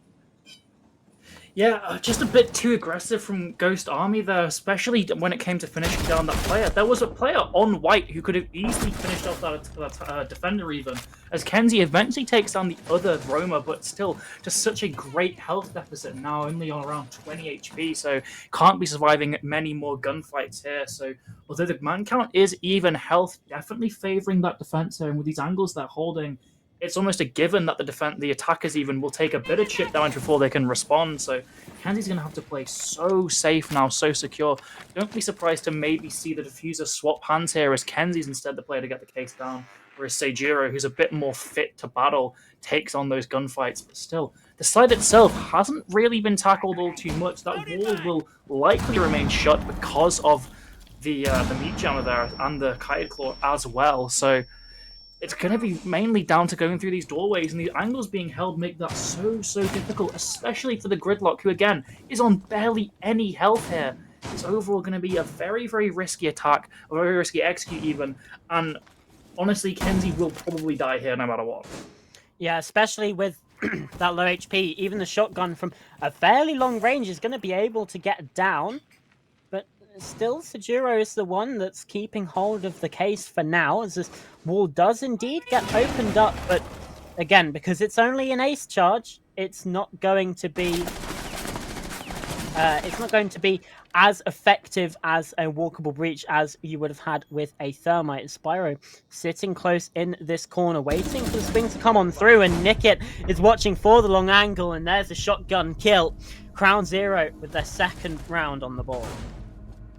And I really do like that Ghost Army push that they attempted there, just the rush through big window. We commented that they are not going to have enough hard breach utility to actually get in both through attic and through stage, so they just bypass that whole part of the map. They're going straight through big window to just deal with these defenders head on. Unfortunately, it really comes down to, I guess you would call it greed from the attack, where they want to finish off that white player and they concede that pick to the nitro cell, because if not, that white player will still probably be finished off anyway by the player on the window. and on top of that, you have the man advantage. You effectively didn't need to go for that pick at all because it was a player who was already down. You would have, at the very least, spotted if he was getting picked up because you had the coverage there. It seemed like they were just a bit too antsy to actually get that pick properly and then move on with the next stage of their attack. When in reality, there were more important things that needed to be done, like dealing with, I believe it was Timothy, on that Kaya above. So it was just a bit of, I guess, lack of discipline from Ghost Army there. And it's something we did see a bit of last season. They're a very, very capable squad there in terms of gunfights, but sometimes they just make a couple of ill-informed decisions. Of course, there's still 3 attacks up on Oregon, right? The worst they're going to have now is a 3-3, which is still more than okay for the attack, but a 4-2 would be even better and would definitely massively relax them in terms of pressure on their defensive side. So if they can win this last round, excellent. It will be a basement defense, though, and last time they attacked here, Cameron, things did not go too well. UK did just burn himself. So. Yeah, that did happen. I think he was just standing out by this barricade when it got opened up, and a lot of damage dealt, but also one thing to consider, this is a fairly different Ghost Army roster than we're used to seeing. Yeah, Toms and Kenzie are here. They even had to bring in an emergency substitute. There was a possibility that they were going to be playing this as a 4 versus 5. So, I believe it's Ilias that is the emergency sub there as well, by the way, just for you folks at home. The Toms, well, he's done really well here to find the first kill. There's a down onto Spyro, and the trade to come on through from Nord as well. That's UK getting taken down, but Spyro is able to be recollected here, I believe, by Nickit. The Flores drone just is not going to catch in that scenario. So 4 versus 4, but health advantage very much in the hands of Ghost Army. And all those smokes used as well. Spyro seemingly panicked there, just uses that final toxic babe. He's on a prone angle with a shotgun, so he could still definitely pick one of these players as they come through the double door, but the smoke utility is so important for just air raid now as we get towards that execute, so losing it so early is a massive disadvantage. Elbow being fully reinforced off from the sound of things too just means that this defense is very kind of rattled, very scared. They're just playing very close, very tight on these angles, and Ghost Army have shown to have the confidence to swing a bit of friendly fire going the way of the defense. I'm not sure what the Kayad was trying to shoot there, but Timothy gets shot in his foot. A little bit of chip damage gone the way. Obviously not the end of the world, but these small amounts of health matter as Kenzie does get one. That's the leaks. Spyro's having to get very aggressive, but just caught a random spray through the wall. It's all on Nickit in a 1v4. Well, that was certainly interesting. He spotted the player's head as well as he was going through, as he was going up close to that corner, but didn't react. And well, the Ghost Army player did, in fact, react. 4-2 half for Ghost Army on their attacks, and now they head on to the marginally favoured side. This kill from Toms is really important. Identified there was no one watching. The perfect pre-fire, nearly finding the kill onto the second, but the trade from Nord was there in the end. So, worked out pretty well for Ghost Army there. And it did come down to those fine margins. And I believe that team damage was trying to create a walkable rotate in that wall. There was just a little bit of wall just left at the bottom that the Kaid was trying to take care of. So all things good, there's no foul play, just a little bit of misfortune. And I mean, in the end, it didn't really matter. So can breathe a little bit of a sigh of relief there, I suppose, for Crown Zero. But the Ghost Army, definite positives to take from that half. 10 seconds to go. Yeah, absolutely. And as we said, heading on the defense, Siege naturally just leans towards being defender-sided. So they are definitely lining up to be the winning side here on this map. Ultimately, we're seeing a bit more in terms of utility investment. I don't think we've seen the Valkyrie at all this matchup, or indeed today, despite her being very, very strong in terms of the intel she can provide. So I'm a big fan of seeing that, just allowing the defense to get more, just have eyes everywhere, basically, get more concrete information on where the attackers may be pushing from, can really help as we get towards the execute as well, and we see attackers now brawling on the side itself. So I'm a big fan of that. The Frost as well, I guess being brought for the shield, as we're seeing Ilias actually completely move the entire setup there. As the shield is moved towards Freezer, as there's no immediate push from Bunker. Like that a lot. I can't really tell where the frost mats are going to be. I think this is mainly a pick for that shield and for that ACOG on the weapon, to be honest. Yeah, I guess maybe one on like the tower stairs or below a hatch or something just to try and catch someone out if they're not quite paying attention. But, well, instead it's Nickit that catches out Nord. That's the opening pick of this half, going the way of Crown Zero. These attackers doing pretty well for themselves overall here in Oregon. But obviously, we've seen in situations before, getting the opening pick does not necessarily translate to a round victory. No, absolutely not. And there's still so many strong defensive positions the attack have to get through that, to be honest, it doesn't really matter that the defender was taken out. It's Malusi. All her utility is placed down. Half the round basically is wasted there. So still looking pretty good for Ghost Army, all things considered, as it is a very strong freezer take there. UK destroying that default cam, giving it all away, but not before his position itself is noted. He has the tools to deal with that mirror window as well, ever since those changes came in. So they can definitely push further into freezer here if they deal with that window, but actually going for that peak with the breaching rounds is very, very risky because you're completely exposed there. So it's a very, very big gamble, and a lot of drone work has to go in there before UK can actually feel safe doing it. Burn goes away, breaching round goes through, and I believe it's contacted with that mirror there, so at the very least that's one line of sight taken care of. Small victories for the attack, but they are only small, and there's now very little time remaining. So mirror window does get opened up to provide, again, that line of sight for the defense, but now potential for it to be reversed by the attacking side. Timothy, oh, very close there with that gunfight. Kanzi's been taken down, so drops come on through. It's a 5 versus 2. Ilias at least finds one, but Sejuro's down. It's going to have to be an ace. It's going to have to be a 1 versus 4 as the flood comes in from Crown Zero. Fleeks with the closer. What an execute to come on through from this attack inside, and they bring it back to within 1. Yeah, strangely enough, it seems like the same issue that affected Ghost Army on their first attack down in the basement actually sort of rear its head in their first defense. It was very, very tunnel vision from the defenders there. They were incredibly focused on that freezer take, so when pressure came from elsewhere, there were only a couple defenders really looking that way, really able to respond, and once they were cut down, that leaves the site wide open for the plant for the execute to go ahead, and it allowed Crown Zero to basically just swarm onto that basement, use that immense man advantage, and take down those remaining few defenders. Great play from Crown Zero, and as for Ghost Army, despite having the Valkyrie, despite having the extra intel, they were simply too slow to respond to the change in direction from the attack there, and that's an issue that needs to be remedied there if they want to win on this basement side again, because it's an incredibly common occurrence for teams to apply a lot of pressure in one area and then rotate out, change where they want to actually plant the diffuser and go ahead with that. It's a sort of glaring issue for them here, and if they want to win on any site, really, they have to improve their response times.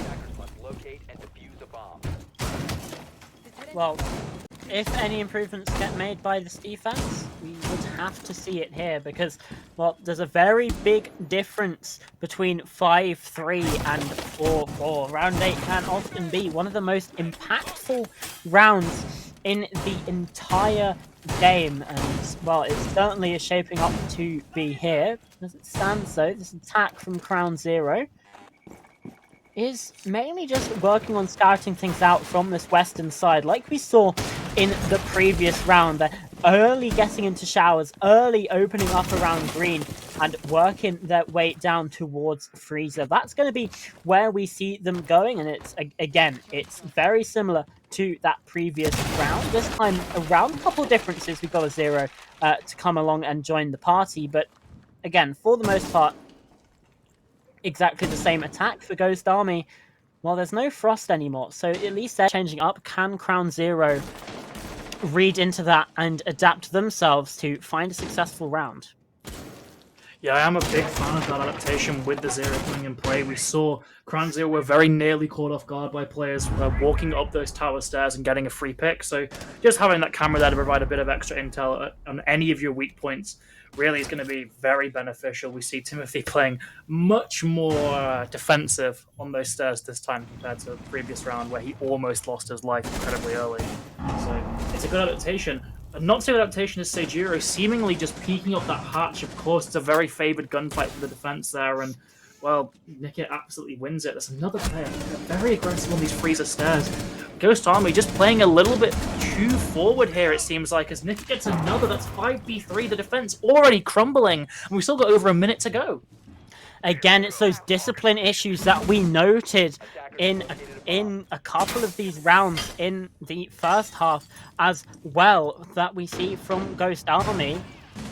It's coming through to bite them here, and with a bit of a newer roster, a bit of a less refined roster than seasons past, those issues are going to come to the fore a little bit more noticeably. However, Nord is able to get one back. Kanzi dodges the flash, still watching this angle, watching and waiting to see this player come down Freezer and really make themselves known. Express the attack stacking up here over towards Laundry. Kanzi's found one, Nord a second. That's Nickit going down, and now Nord again. Absolutely on fire, and Kanzi locks it down. Ghost Army, it was a shaky start to the round, but they end up getting it. And now 5 rounds to 3, they start to really put a distance between themselves and Crown Zero. Yeah, a crucial round win there for Ghost Army. If things were evened out, we could have seen a drastically different match, but 5-3, as you said, really puts them in a more comfortable spot. Not as comfortable as, I would say, being 4-2 up, but still, they are definitely making progress towards that coveted match point and that match win as well.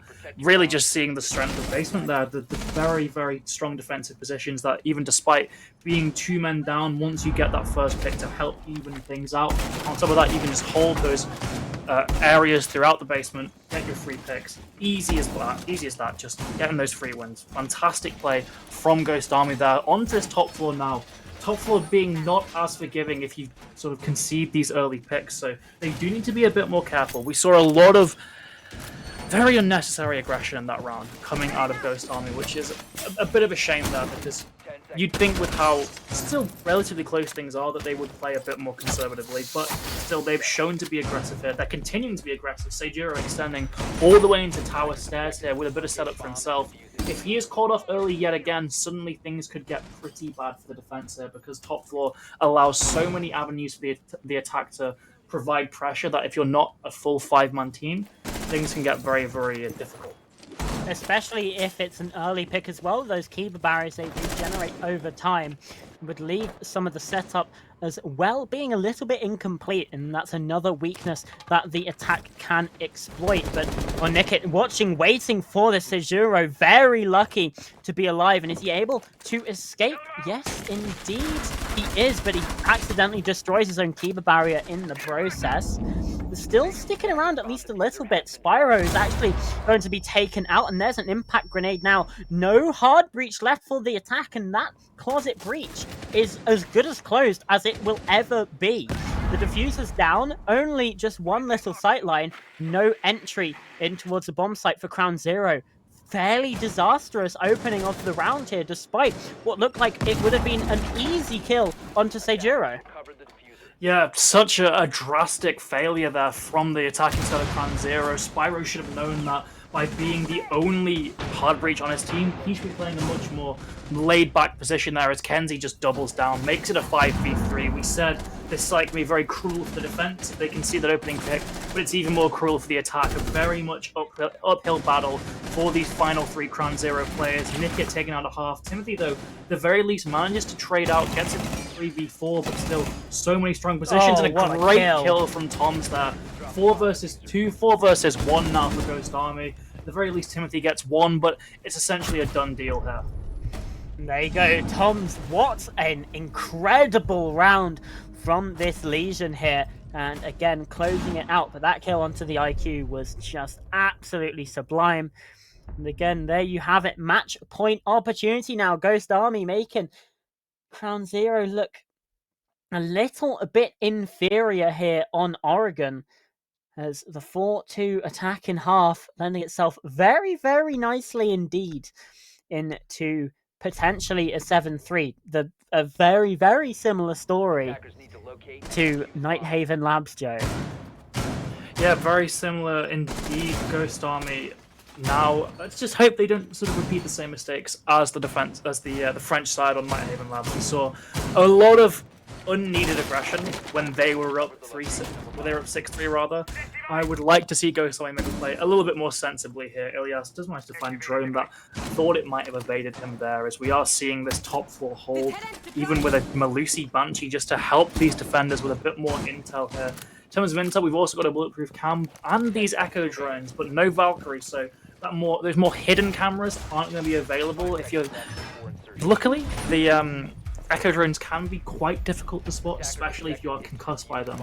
But still, these are definitely cameras that can be spotted and can be taken down fairly easily, as opposed to the Valkyrie. So they can't be purely relying on them for the intel. No, and they do have a bulletproof camera in the pockets of Seijiro as well. Obviously, bring along the castle. That's an extra thing that the attack are going to have to push themselves through. Although we are learning here in this game. We have a thermite being brought along, which is certainly something positive. And I mean, if Crown Zero have any sense in them whatsoever, they'll be taking that thermite to the meeting wall at the back, and they will be opening that big wall up onto the stage. Nickett as well opening up Tom's. He gets taken down, had a massive impact in the previous, but well, none to be found this time. The opening death goes the way of Ghost Army.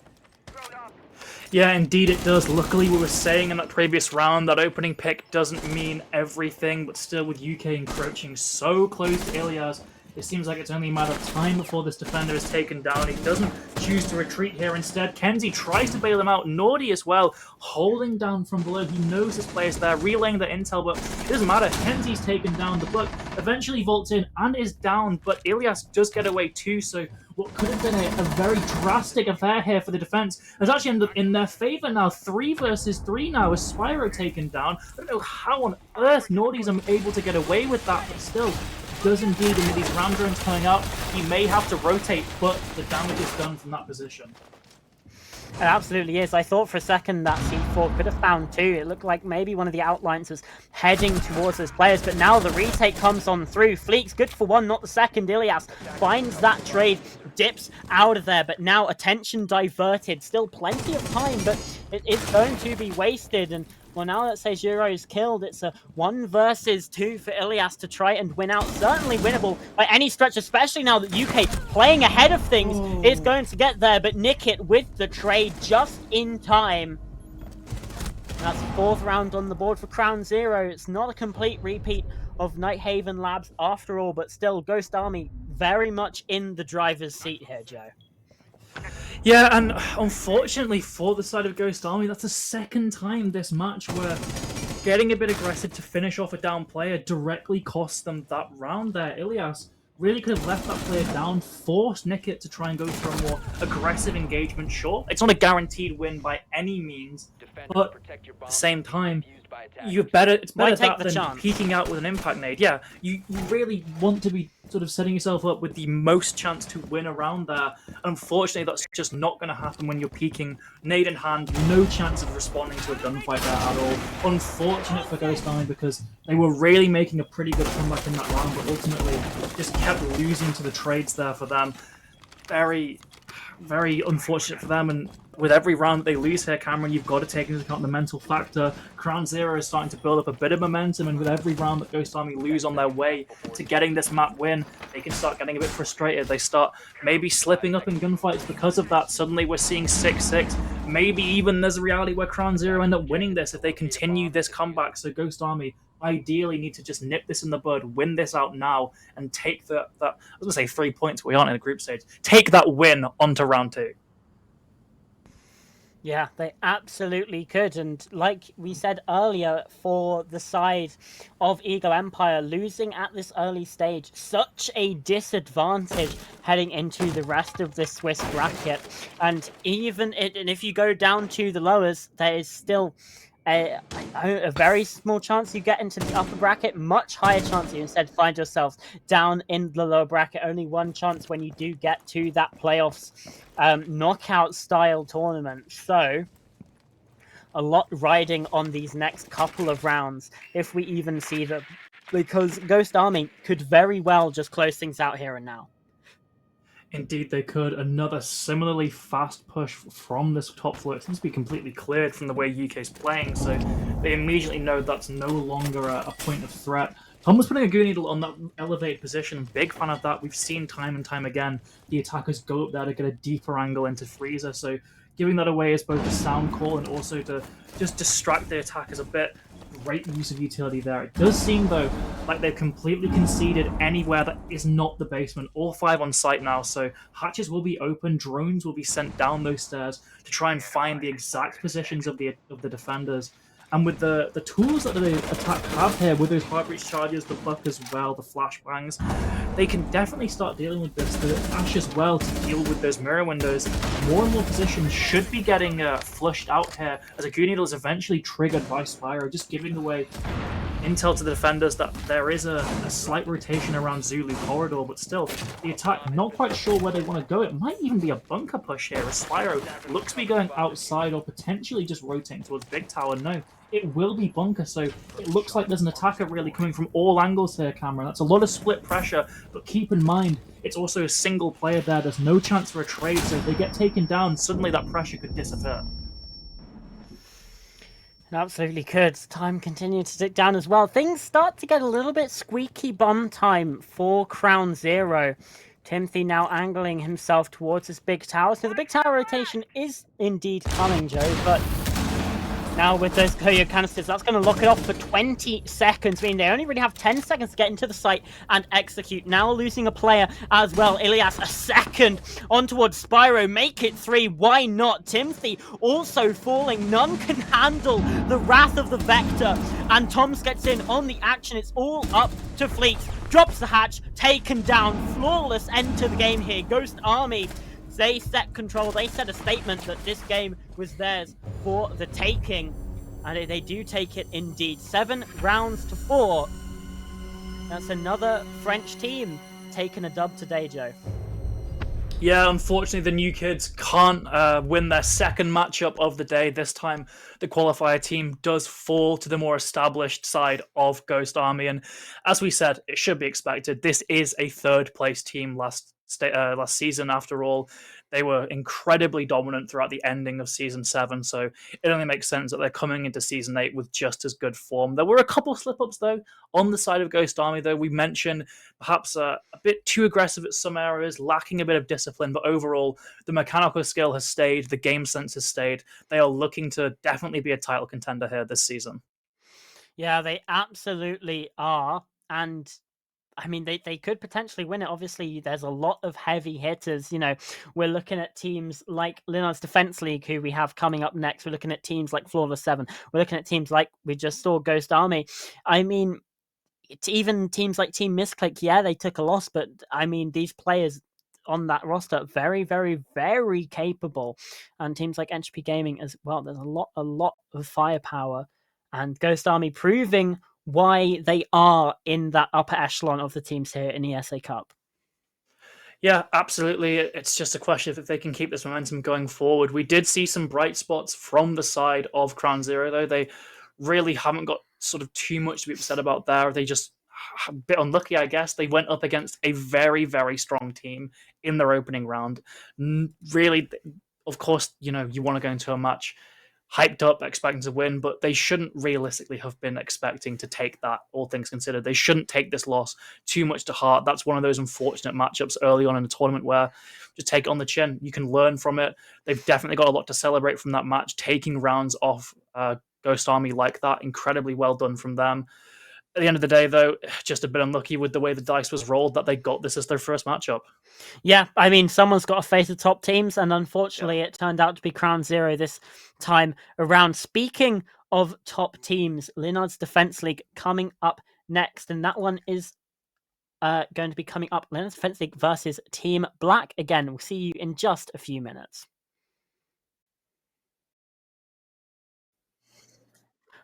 Hello, everyone. Welcome back. I'm still Pastor, still joined by Pooble over there.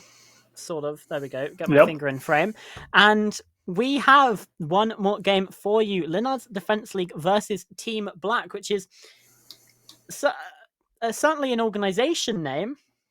that I haven't heard in quite a long time, sort of like season 5, season 6 sort of era. But they're back with a new roster and up against Linux Defense League, who we know themselves to be very, very strong. Yeah, Linux Defense League won ESA Cup in season 6, I believe, Yeah, when they were under the banner of Minions. Since then, they effectively kind of merged with the other top UK team to make what has all the hallmarks of being, I guess you could call, a bit of like a super team. Super team is, though, a very cursed term, so we're not going to refer them as a super team. They're still a very good team nonetheless, and they're a team that is looking to replicate the same success they found 2 seasons ago. Because last season, despite getting to that final bracket, I think they would probably consider it to be a bit of a failure. They didn't make finals, if I'm correct. they went out in the quarterfinals They to bowed out Ghost Army. early, so they're definitely looking to redeem themselves. I know who I voted for, but let's see who the rest of production predicted as we get to these. And it is, again, as kind of in a pretty common sight this evening, a lot of Oh, wow, actually, I was gonna say one-sided, but Team Black fans really came in there at the final minute, really showing that this team does have a bit of hype behind it. I guess. Wow, I was definitely expecting it to be quite one-sided, just considering the pedigree of LDL there, but consider yeah. me shocked. Consider your timbers shivered. As I Indeed, mean, indeed. I'm just looking at the roster right now. If I can find it, I'm currently doing a slight amount of trolling. I mean, you've got Cake, you've got Mankai, Silverback. I mean, these players, we know they're good. We know they can shoot. But again, on the sides of LDL, you got Alizard, you got Zachariah, you got Tatters, you got Axie, you got Disbury, you got Brisk, you got Madara. These players are all very, very, very good at Tom Clancy's Rainbow Six Siege. I think it's fair to say. Indeed, But they are. let's see where the social vote is at home, because if it's anywhere as split as the talent vote, and indeed it is 53-47. Clearly, Joe, we're missing something about this Team Black squad because they seem to have a lot of support. Yeah, I I would just assume, especially with community votes, usually it's kind of just who your favorite team is, right? I'm sure there's some brainiacs out there who look through all the stats, sift through all the stats. Whenever I see a poll like that, I'm like, okay, LDL, yeah, I'll vote for LDL. But wow, yeah, this is very, very split here, almost bang on 50-50. And this is the only team we've had tonight that has won this league beforehand. They have a ring. They have shown that they can be incredibly strong, and yet still a lot of people favoring Team Black here. So I think what could have I looked at to be quite a one-sided matchup, we might have actually been blessed today with our final match being quite close here. So let's go ahead and see what the map is, see if that maybe furthers that opinion. And indeed, Chalet tends to go quite evenly, so we could see a match here that does go all the way. We absolutely could. Now, I am hearing that we will have LDL starting us on the attack because they accidentally pressed attack and not defense. So, not ideal, but if they have a good start here in the first half and they wanted to start on the defense, then hey, maybe things could look pretty good for LDL. We just have to wait and see, because yeah, on the one hand you're like, whoopsie, that's a mistake, they're starting on their least favored side. If they still get a 3-3 here, if at least, they're pretty much setting themselves up to even potentially take this, as we're going to head into the very snowy, very chilly realm of Chalet here in the French Alps. Yeah, and head into the game. I do think obviously it's not the start that they would have wanted, but there's a lot of merit to starting on the attack, to be honest. As you said, if you are somewhat confident in your attacks and very confident in both your defenses and also just your mentality, if you drop a few rounds on attack, oh well, it's a lot more damaging if you drop a few rounds on defense due to just not being quite warmed up than on attack, because you're statistically predicted to lose quite a few attacking rounds compared to the defense. So if you get those sort of early game jitters out of the way on your attack, and you're much more sort of focused, much more consistent on your defense, there's definitely it's definitely a winning strategy there. Of course, though, the mental aspect of it, you did make a mistake, and we need to see really how that's going to affect the rest of the team's mentality. If that one mistake does start costing them rounds. So we will be seeing Decaibi and Montagnier banned. So actually, Ying escaping this ban phase today. We thought we'd be seeing her banned all 3 matchups, but that's not the case at all. Yeah. There's definitely potential for LDL to be picking up a couple attacking rounds now with that new operator added to their collection. Scary map to leave Ying open on here, Chalet. Very, very useful. As is Solus, and that's why she's going to be taken away here. And just another point on that sort of side sort of thing. If your starting side, particularly on a map like Chalet, which should be in everyone's wheelhouse, if the starting side has that big of an effect on your game, on how you play, then really there's some issues there. You should be able to attack on Chalet. You should be able to defend on Chalet. Because, let's face it, there's like a 50-50 chance that Team Black got to start this game and they chose defense and LDL would have started on the attack anyway. So, it shouldn't realistically affect too much here, but that being said, there's still potential for it. As Dazami, again, being taken down, not a surprise in the slightest. No, it's not. And as a certain fictional billionaire would probably say, if you're nothing without the defensive side start, you shouldn't have it, right? You should still be able to pick up rounds on that attack. And it's really up to LDL to prove that they still have what it takes. They've literally won this league before. We need to just really hammer that in. They've got rings. They're the only players we've seen so far today have got their ring. So they need to show that they are still maintaining that same quality here. And, who cares if they start an attack? They should be really fine with this and fine hiding onto that defense as well. It's not the end of the world, as we said, if they drop 2, 3 rounds, even maybe 4. Because if their defenses are strong, that can still counteract it, and you're still probably going to be playing better in that second half than the first half. So it's all just down to mentality, down to confidence, and down to just putting up some kind of attack on, their attacking side. Madria, you actually nearly gets a very free pick there, just narrowly misses the defender crossing that window. Actually, as well, just trying to scope out any potential gadgets. They must know this Valkyrie is on the board. They must know where this camera is as well, so that should be taken down fairly quickly as well. Unfortunately for them, though, other things like those evil eye cameras from the Maestro, like those Fenrir gadgets, just aren't going to be so easy to dislodge. So sure, they can spot them, but they can't really deal with them. What an intelligent fictional billionaire talking about our favourite game, Tom Clancy's Rainbow Six Siege. Exactly. It's just incredible. Either way, we are heading into this round now, and it's been fairly slow for the most part from LDL. They are finally starting to pressure up to this top floor, but you still got Mankai here, watching from Solarium, and you have a couple other players on the upstairs as well, and we've already seen half the round go by, and they don't have any vertical pressure above the site. And now they don't have Eli either. Taken down by Chiron. Thankfully, there is a trade. Madara is going to find that kill. It's a 4 versus 4.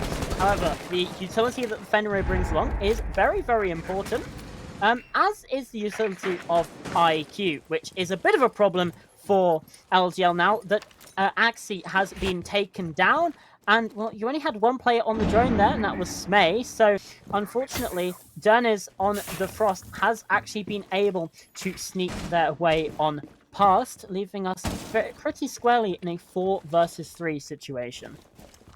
Yeah, at the very least, a couple of those Valkyrie cameras would have been spotted. A couple of those Fenrir locations as well might be known by the attack, but still, nothing they can do about anything else. And still, as we said with those Fenrir gadgets, they haven't yet been dealt with because of how they're in a sort of bulletproof state before they're activated.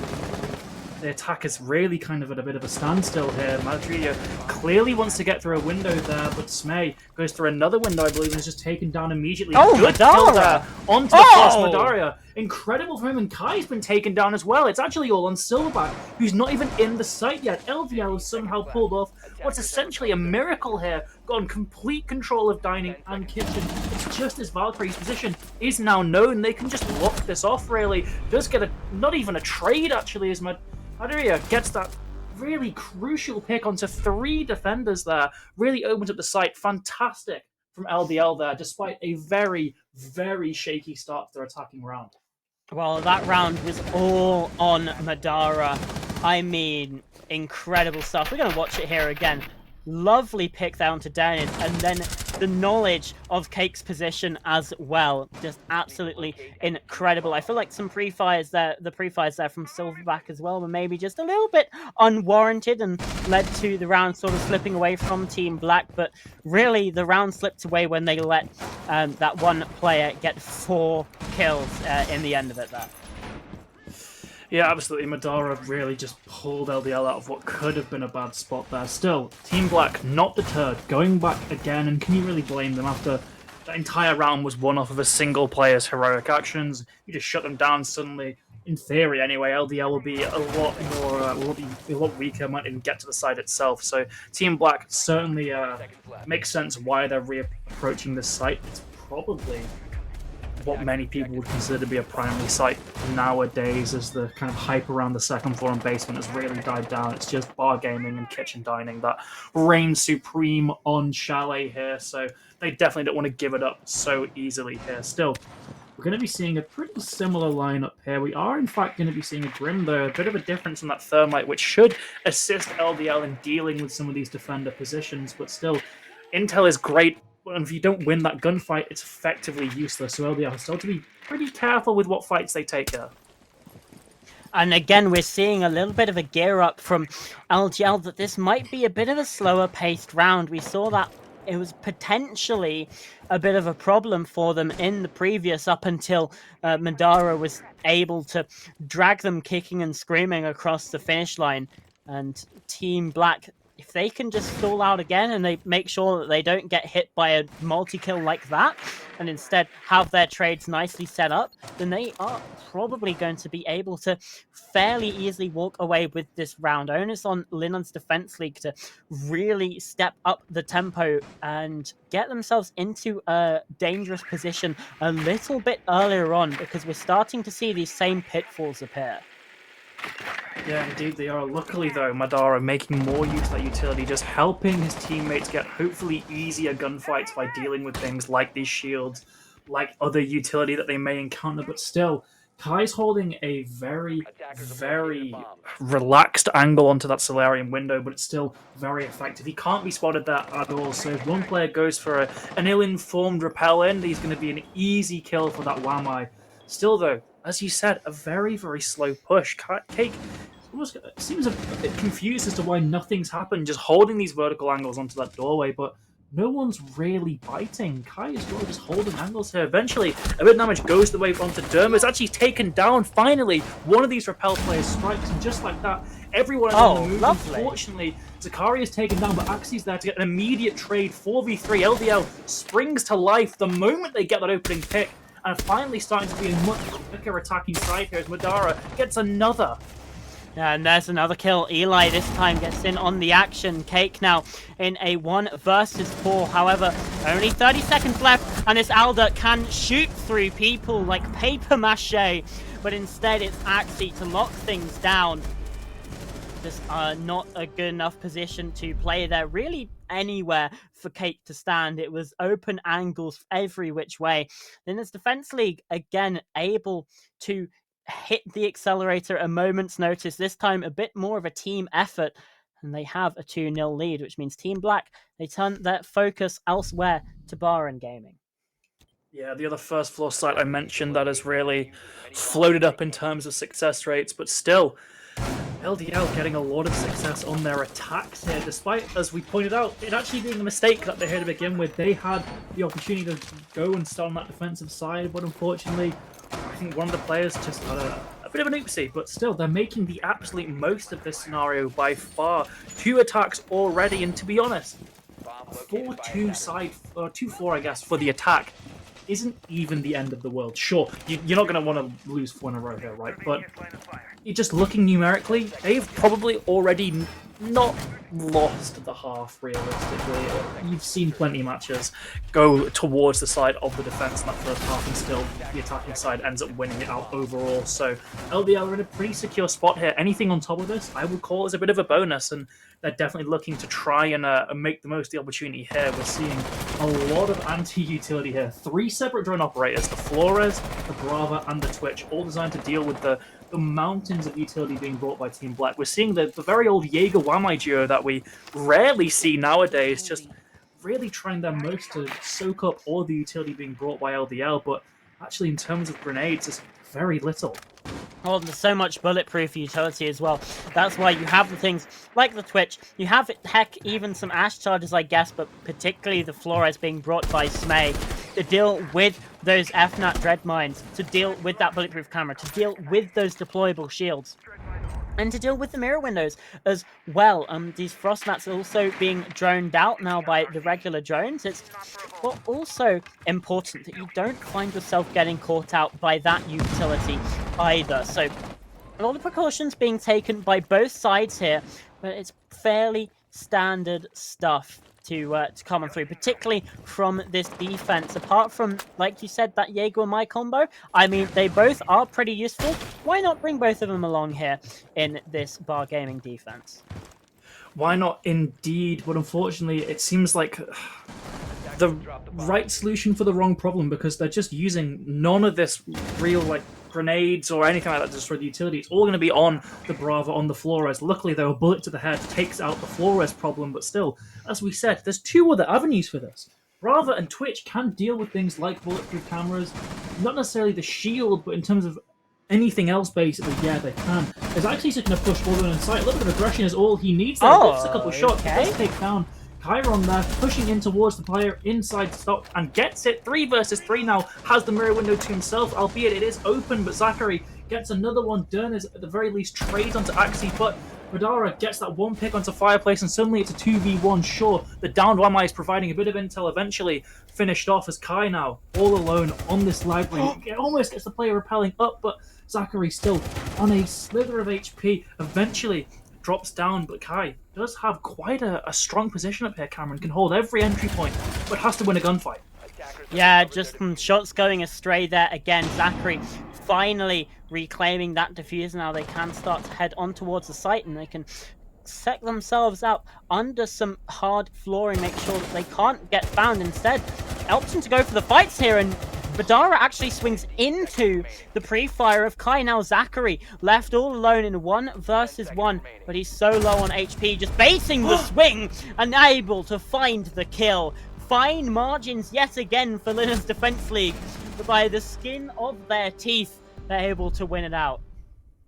I completely baffled at how LDL win that round, to be honest, when it came to the actual final moments of it. Sure, they had a fantastic early round, a good bit of measured aggression coming in from Axie, waiting until the time was right and making the absolute most of that situation there, getting 2 picks onto the site despite his teammates falling elsewhere.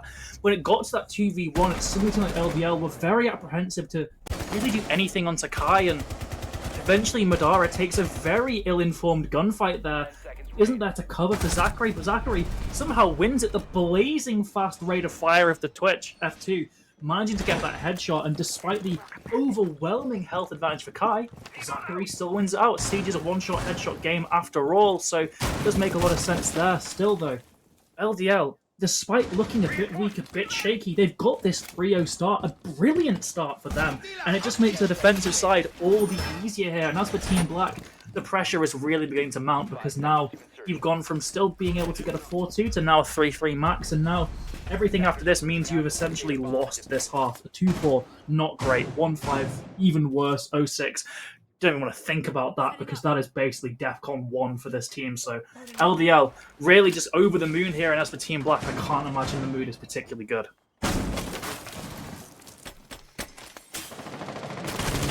Starting to be a bit of a slippery slope here, and here we were going, oh, this could actually be a very close game. And I mean, it seemingly looked it as well from everyone's predictions, but unfortunately, Linus Defense League starting to run away with things here. As we can see, these floorboards being opened up, so many sightlines now for the attack to punish the positions of the defense and really start to apply that pressure on towards the bomb site. It's going to be very difficult to play your anchor positions here, and well, it's going to be impossible for Chiron to play that anchor position because he's been taken down by Madara, now relegated to just those default cameras now for the rest of the round.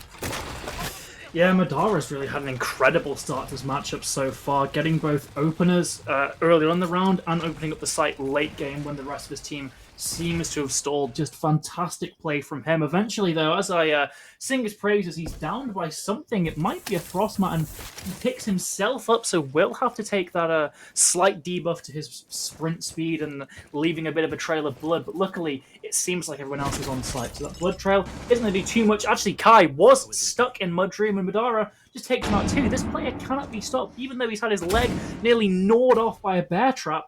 He's completely fine, still wandering around finding picks. Eventually, Zachary will be taken down by Dermis, so there's still a looming threat above. Madara's there to try and challenge it. He's really just going above and beyond this round to try and help LDL out of what could be still a pretty bad spot if Dermis isn't taken down here. Yeah, Madara yet to die in this game, and now Axie removing that potential problem of Dernis, and now 4 versus 2 for this attack inside. They look to be in the driver's seat here, not just in this round, not just in this half, but in this entire game right now. Cake left to try and hold on, but can't land crucial shots against Axie. Now it's just Silverback in a 1 versus 4. Eli is downed and finished off, but still 3 players left to find, and with that diffuser now planted as well, it becomes all the more impossible for Silverback to get anything done. And Axie's there with a brilliant little 1-tap shot there. Look at how clean that was, and it's a clean 4-0 start. Linna's Defense League really just in every way possible the superior team right now. Yeah, absolutely. There's nothing more you can really say. Just completely outclassed there. Of course, Madara had an incredible start here. 4 rounds in a row, no deaths, 8 kills, a 2 KPR, and the manner in which he got those kills as well, the situations in which they were taken, you know, openers, and really like helping them come back from very, very bad situations. It's just phenomenal play from him. Now moving on to this puck, adding a bit more utility to the lineup as well, and just in terms of getting those vertical lines of sight open. No real need for the ace here, as it will be that first floor site, so it allows for a bit of a swap up in operator picks, still bringing that Flores, of course, for the shields, for the bulletproof can, Ash as well for the mirror windows. LDL just bring everything they need to hopefully make this a quite an easy attack for them, as Madara, as you said, still not died at all, still just on an absolute tear here, and with what many people would consider to be a better gun on that buck, that might just continue.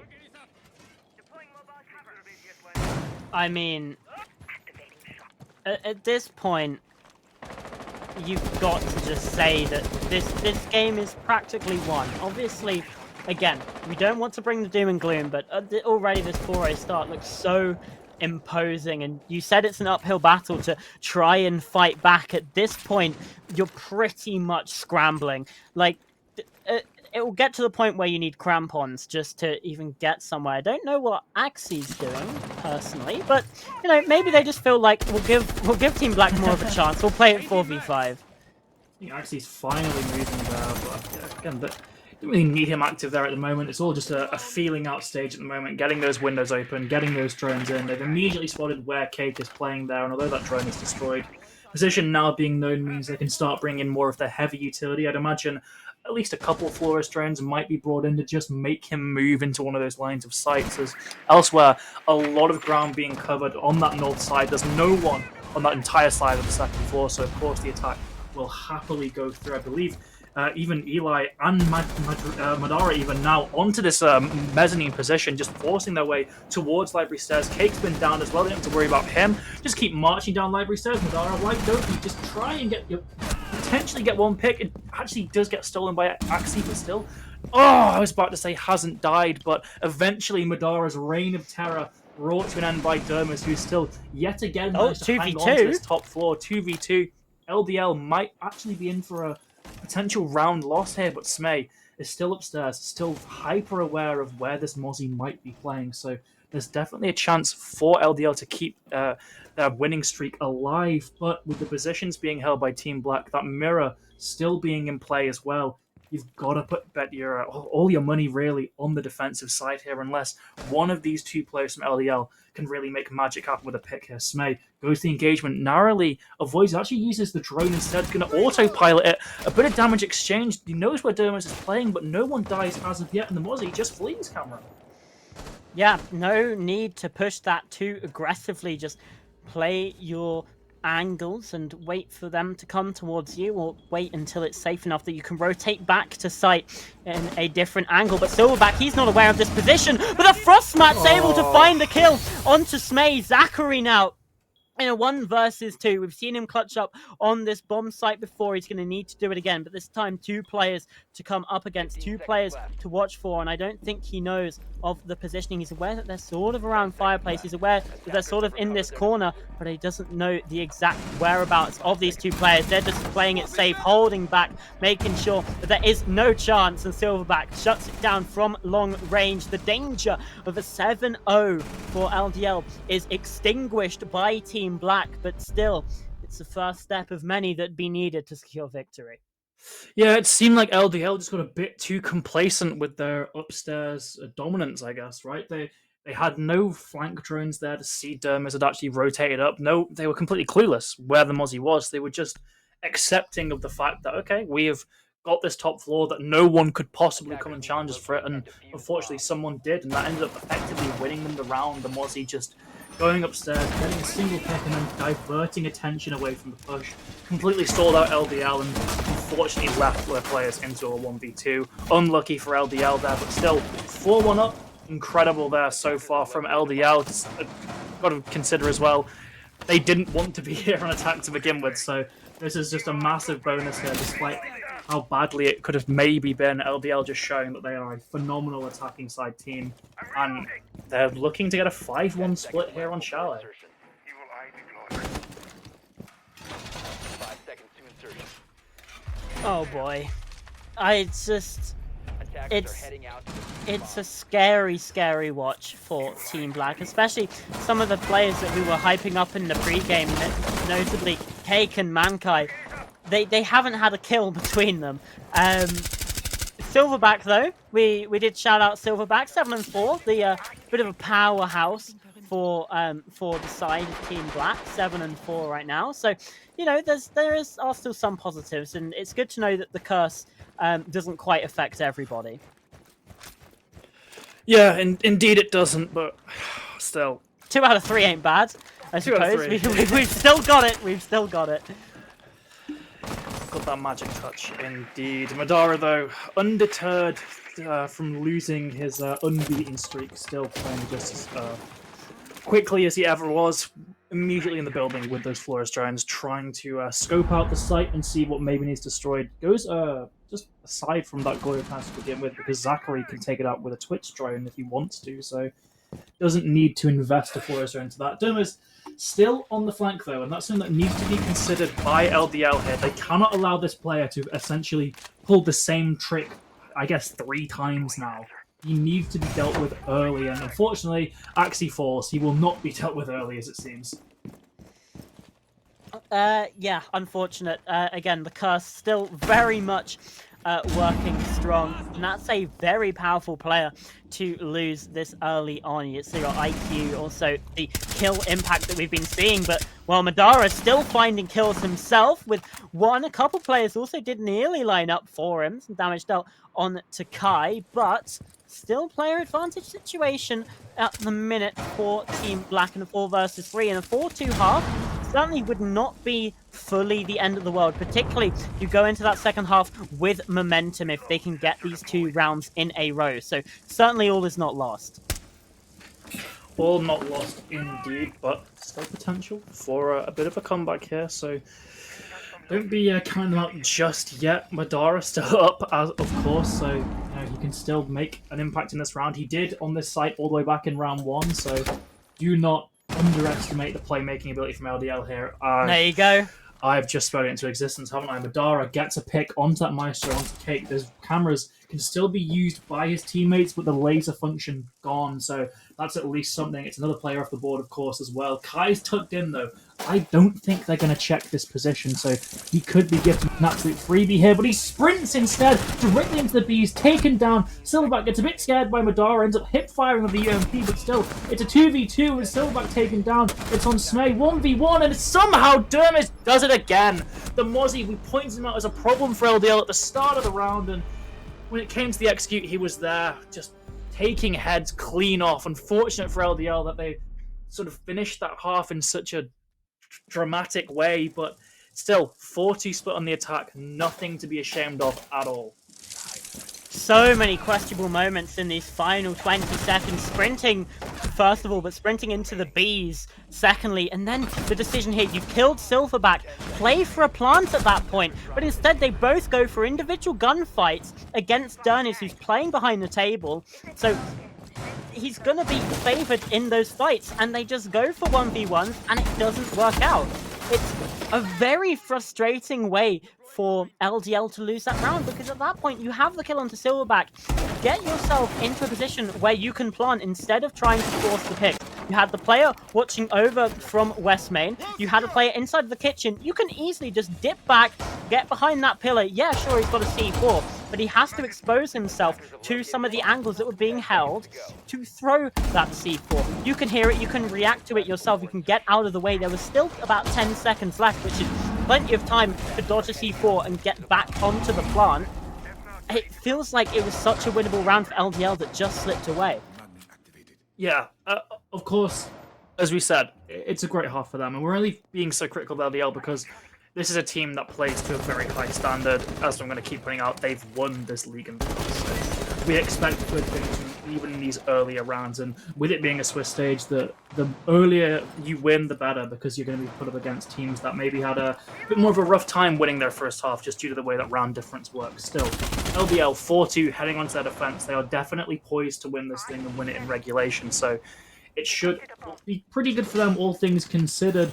Smay on this trophy stairs, he's very, very close to a player potentially peeking through that window, so he just needs to be a bit careful. It's quite an odd shield place there. I think it's mainly just designed to obstruct the attackers and force them to be a bit slower going up those stairs as they have to vault over, but Eli taken down. It seems like somehow the attackers slipped through this defensive setup and got themselves a freebie. Axie now playing very aggressive on this window. I don't think that bullet shot was heard by the player on highway. I believe that's Kai, so he could be given a freebie here, but that Bravo drone gives away his position. Axie needs to leave now.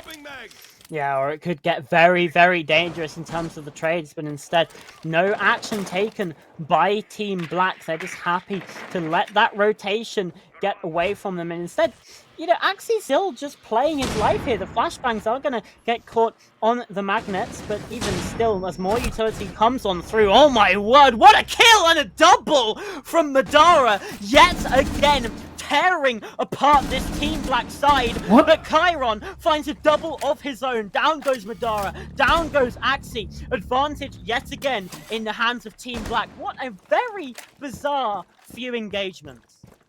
Just a very questionable play from Madara there in general. He has a fantastic double kill and then overpeaks for some bizarre reason. On top of that, Axie completely slow to respond to that on top of it. And unfortunately, despite some massive plays coming out from LDL, they're still at a man disadvantage. It's on Smay now to provide a bit of challenge up above, maybe get one pick, but still, if he's caught now, it's a 1v3 for Zachary, and that's basically impossible. So it's a very risky game for this Frost here, but he might be given this pick if Chiron isn't aware.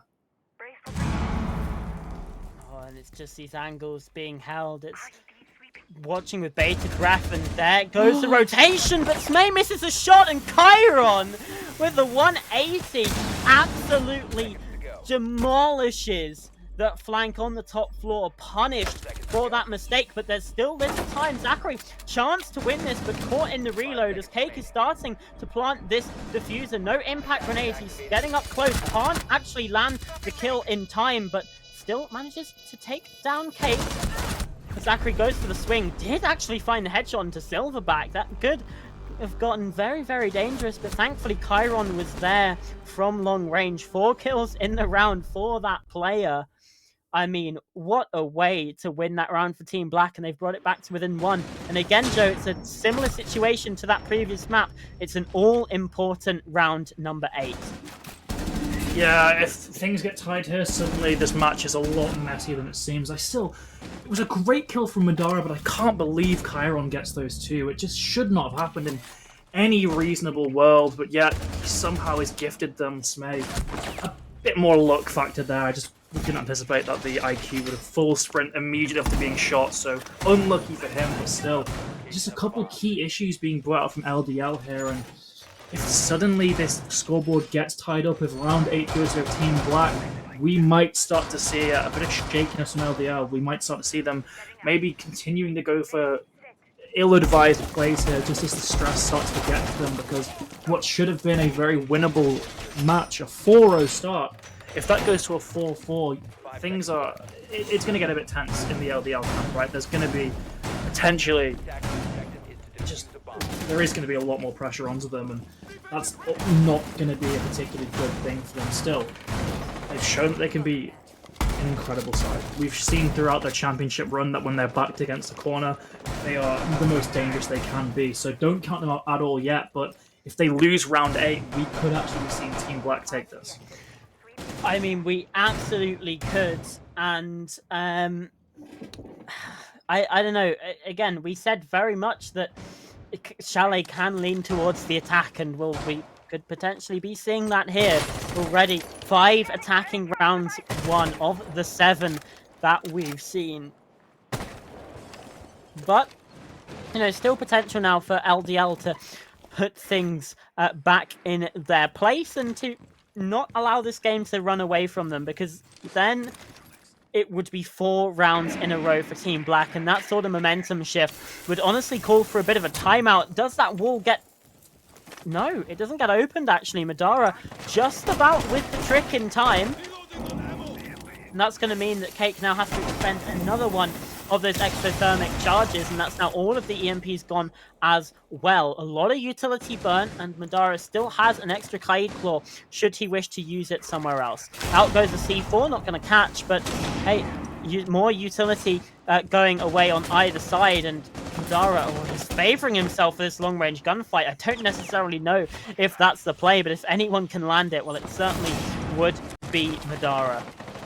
Yeah, but at the same time, he's such an impactful player here. You'd surely want to save him for a more crucial part of the round. I just don't like how aggressive he's getting early on. At the very least, he trades out, but it is onto the IQ, so perhaps not the most impactful fact here, as the rest of his team are still taking a lot of considerable chip damage here. Axie shooting a flat screen TV, I guess, and gets taken down by Kai, and suddenly, once again, LDL firmly on the back foot. Eli, very low on HP. Luckily, it's going to be... should anyway be difficult for the attacking side to get that kitchen wall. I think it might have a mute jammer on it, and well, if Madara did peel away, he could have put the Electro Claw on it and made it almost impossible, but still, there is a chance for the attack to get the angles they need to formulate this execute going, but without those EMPs, it might be a bit more difficult.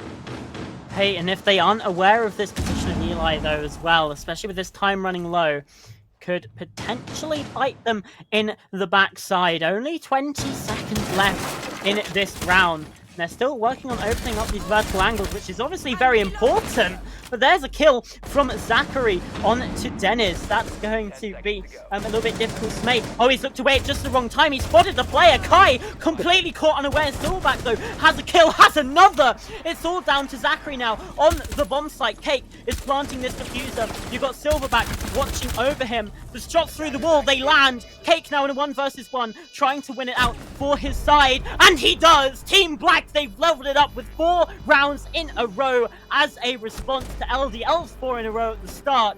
And now this truly is anyone's game. It's aggression. It's aggression that's really biting LDL in the backside here. They are just sort of giving away their lives too early, looking particularly at Madara. He had such an incredible opening 4 rounds. And now he's giving away his life as that opening death. It just doesn't need to happen here, and we're seeing how the rest of his team kind of collapses, where they don't have that leading figure to just exist in the final portions, and despite some individually good moments, they just crumble under that man advantage. LDL eventually, realizing kitchen dining might just not be the site for them today, going towards bar and gaming instead. We still are going to be seeing quite similar philosophies in their defenses, talking about a lot of roaming upstairs, not much effort onto the actual side itself until the final moments where we will see some of those defenders rotate back. But still, if these players die too early, things just aren't. The same problem is going to keep cropping up here. 5 seconds remaining.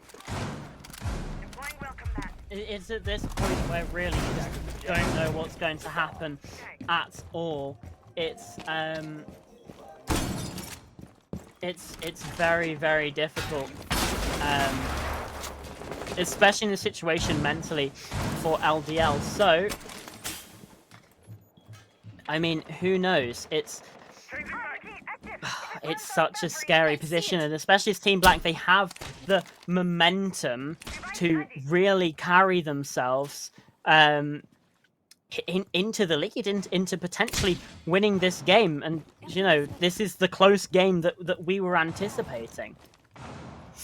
Yeah, absolutely. Luckily, though, for the side of LDL, Madara hasn't been slain yet, so there's definitely potential for more of a late round impact from him. But still, it's a similar kind of trajectory as LDL did when they attacked this map. There was no resistance on that northeastern side, so the attack immediately swarming over there. They've got a player in highway that Madara is dueling with. It's not a very easy angle for either player there, so quite risky, as eventually this breach will be open to deal with this library corridor. As Kate, I think he might be wanting to wrestling with the idea of shooting out that ace charge, but instead lets it detonate, has those 2 breaches made. Burners as well breaching onto that top mezzanine position as well. EMP gets caught by a Wamai magnet, so a bit of utility wasted there, but still they're trying to deal with this top library position.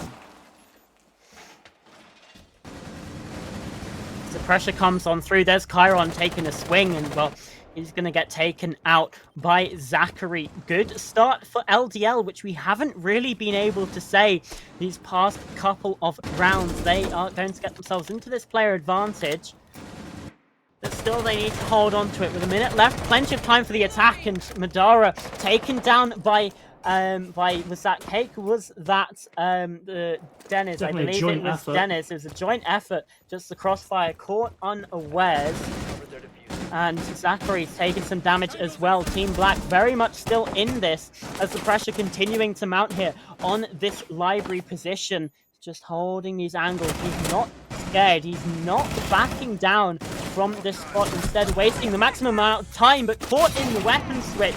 Daniels jumps in, gets the kill. Now it's a 3 versus 4. Again, LDL on the back foot, but Axie's there this time to find another pick. Cake, though, really starting to step into the limelight. 2 kills in these past couple rounds, stepping up for the team. Makes it 3 versus 2 player advantage yet again for Team Black, but now the time continues to go down into red time. The drop of the hatch comes on through. Cake with a shot and a kill. Smay's left in a 1 versus 2. And Smay now sitting prone. Can't land the shot onto Silverback. Team Black have wrestled this lead away from Linux Defense League, even when they get the opening pick, even when they look like they can be the better side in a round. It's been such an incredible streak from this side on the right side side of your screen. Yeah, I mean, similarly to the way LDL played in their attacks, it's still by no means a clean win at all. It's a messy rounds, but as you said, Team Black are actually winning them this time. 5 in a row for them, a better streak than LDL had. And right now, they are poised to win this. They are poised to take this series. 2 attacks required on Chalet, and Chalet probably is more of one of those 50-50 sided maps. Obviously, the defense still are favored, still should be favored. That's how Siege works, but at the same time, that mental aspect, the aspect of momentum, you would just simply think that Team Black are going to win this now. They've been incredible in these past 5 rounds. They've shown that they've still got that confidence despite a horrific start to this match. And now LDL forced onto that top floor, not what we would traditionally consider to be one of the stronger sites, as it is a much easier site to access for the attack. Things are just getting even worse for LDL here. They've been spooked out of traditionally strong ground and onto much more divisive weak points here. you would definitely just favor Team Black throughout this round, I would say, and potentially we might be seeing match point here unless LDL can break the streak. Oh boy. Again, we said it could be a slippery slope at what? Round 6, and it definitely feels like that now, doesn't it, Joe?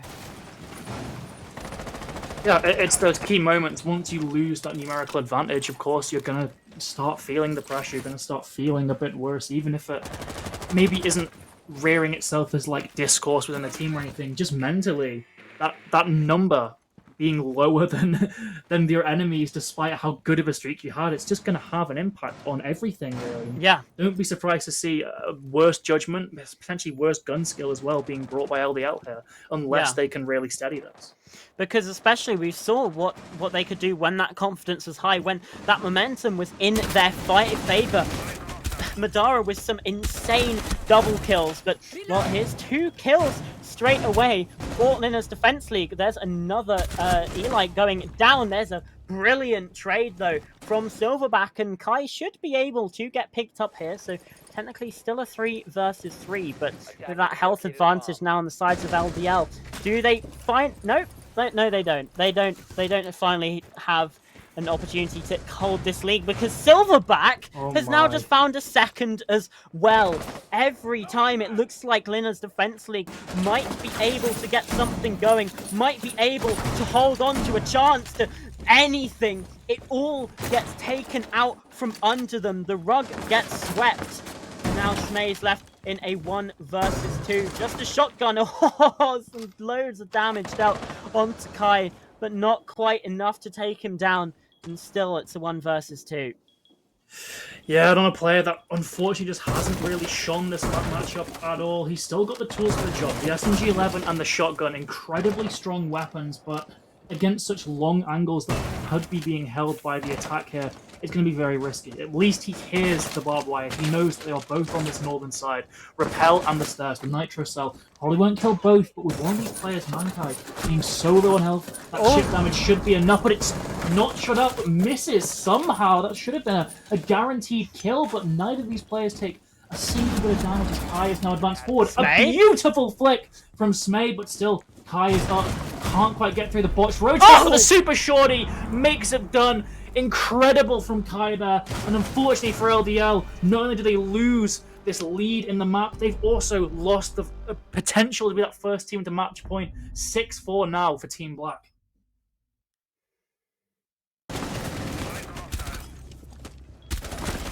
Oh dear, and it started out, so they started on a 5 versus 3, Joe. And yet, still not able to bring it over the line. And worst of all, that super shorty kill in the end with Kai on about 5 HP.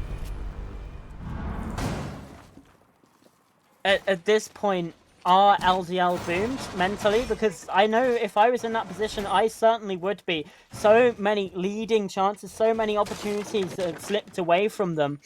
I mean, it's going to take a lot of resilience to be able to come back from this. Team Black looking very, very likely to take 7 in a row in this game.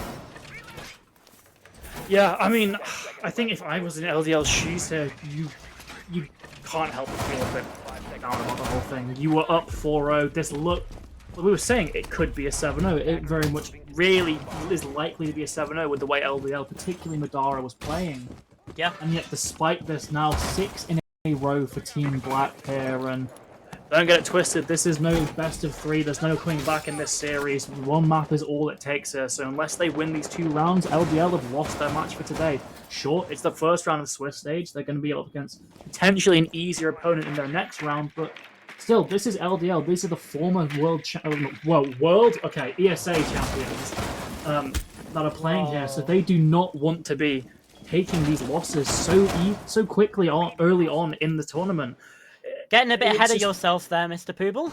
We'll get a console SI again one day, trust me. But yeah, LDL, they have this certain pedigree that they just simply haven't lived up to in the past 6 rounds, and Team Black are making the absolute most of that situation. Yeah, absolutely. I disagree about the console SI, but you know we'll see. We'll see what happens in the future. As for this round, though, I mean, bringing along the back Blackbeard is just the ultimate BM here as well. But still, looking at the lineup being brought by LDL, it should be. Oh, no. Oh dear. Well, that's unfortunate. I can't actually quite remember what operator Eli was playing. But still got a Fenrir on board, still got an Echo as well. So that is still some decent utility, but now they've practically seeded the opening pick already. I'm hearing that there was a Frost, so not the most important and should realistically have all of the utility down, but now with Smay being taken out, well, that's certainly going to be a lot more difficult for them in a 3 versus 5. Kai's taking some damage through the window, but dealing even more to Madara, who just has to dip away from that fight, from that angle, at least for now, into still a bit more settled situation here in the 3v5 situation. There are some pings going out. These breaches are being opened up as well, so this should provide some more angles, some more entry points into the site, and hopefully for the sake of Team Black, an opportunity to get that diffuser planted. Cake, though, with a kill onto Zachary as well. There is at least something in response. Madara, the true savior in this game for the side of LDL, and Axie's getting in on it as well, taking down Kai.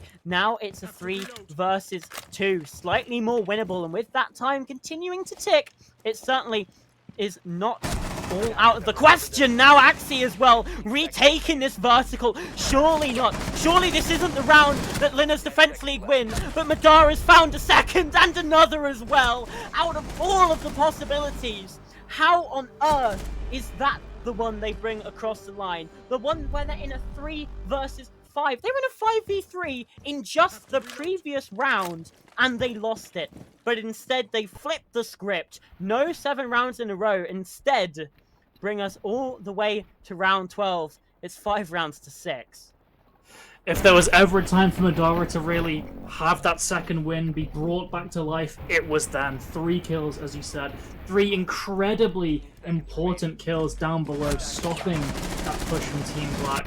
And that retake from Axie as well just really helped out Madara there, forced the players down below to really make a play, to dig deep into the site, and he was cut down simple as by Madara. Fantastic from them. And I believe we are having a pause here. I'm not sure if that's just to get Eli back in or if there's something else, because I do see Eli in the lobby. So I'm not quite sure what this pause is for, but either way, this is... I'm actually struggling to think who this pause would favour here, Cameron. Of course, Team Black have built that momentum over the back of those 6 rounds, but at the same time, LDL did just win that round, so now Team Black have either got time to probably not think about things, or probably not talk about things, but at the very least think about things in this brief pause that we're having here. Still waiting confirmation of what this pause is actually for. I don't know if you're aware. Just waiting on player confirmation. Okay, so Look at yeah, that string of 6 rounds in the middle there. That's just absolutely nuts. But still, LDL only 1 round away from overtime, and then we're all even once again. So oh my goodness, it could go either way. We wanted a close match, and we did. maybe But this is wasn't most ridiculous way that this could come about, though. I wouldn't call this necessarily a close match. I would say it's just 2 very one-sided halves, right? Yeah. You know, but still, yeah. Any match that goes at least to overtime, I think we'll be happy for, with how one-sided some of these affairs have been recently, as it is the first round of Swiss. That will happen. We haven't sort of really sorted the teams yet, as that's how the system will work. We should only realistically be getting closer matchups the longer this goes on, as these teams with the same record start facing each other. But either way, LDL, we penciled them to win this. We were quite shocked that there were so many believers for Team Black, but we might have been the fools all along, as Team Black still on match point, 6-5 on Shallow. Yeah, Team Black have really, really surprised me here. Especially, I mean, again, we knew that they had good players, but I did not expect this level of performance. And they still have the opportunity to take this match here in regulation time, but Linus Defense League only one round away from that coveted overtime, like you said. And at that point, I mean, all bets are already off at this point, but when you get to overtime, it becomes especially the case. I mean, like, just these teams have been so evenly matched in the strangest way possible. Yeah, we've certainly seen some really highlight plays, particularly looking at Silverback, looking at Dennis, looking at Madara, but at the same time, these players have also been strangely absent for large, extended periods of this match. So I hope that in these final few rounds, if we do get to overtime, we see all of them firing on all cylinders, because Madara, despite having some incredible plays, was very absent for that 6-round string that Team Black were able to form together, only just sort of reviving himself in that final effort in round 10, or round 11 even. So I hope that we will be seeing both these teams at really max force here as they brawl out on what could be the last round of Chalet here, as Chiron already pushes into mezzanine, scanning for these cameras, making the most of this utility. Hasn't found any yet, so he needs to keep himself alive so you can hope that he has the best impact. But still, it's the attacking side of Team Black slowly crawling their way here, and their first point of contact is going to be that hero, the star of the match, Madara.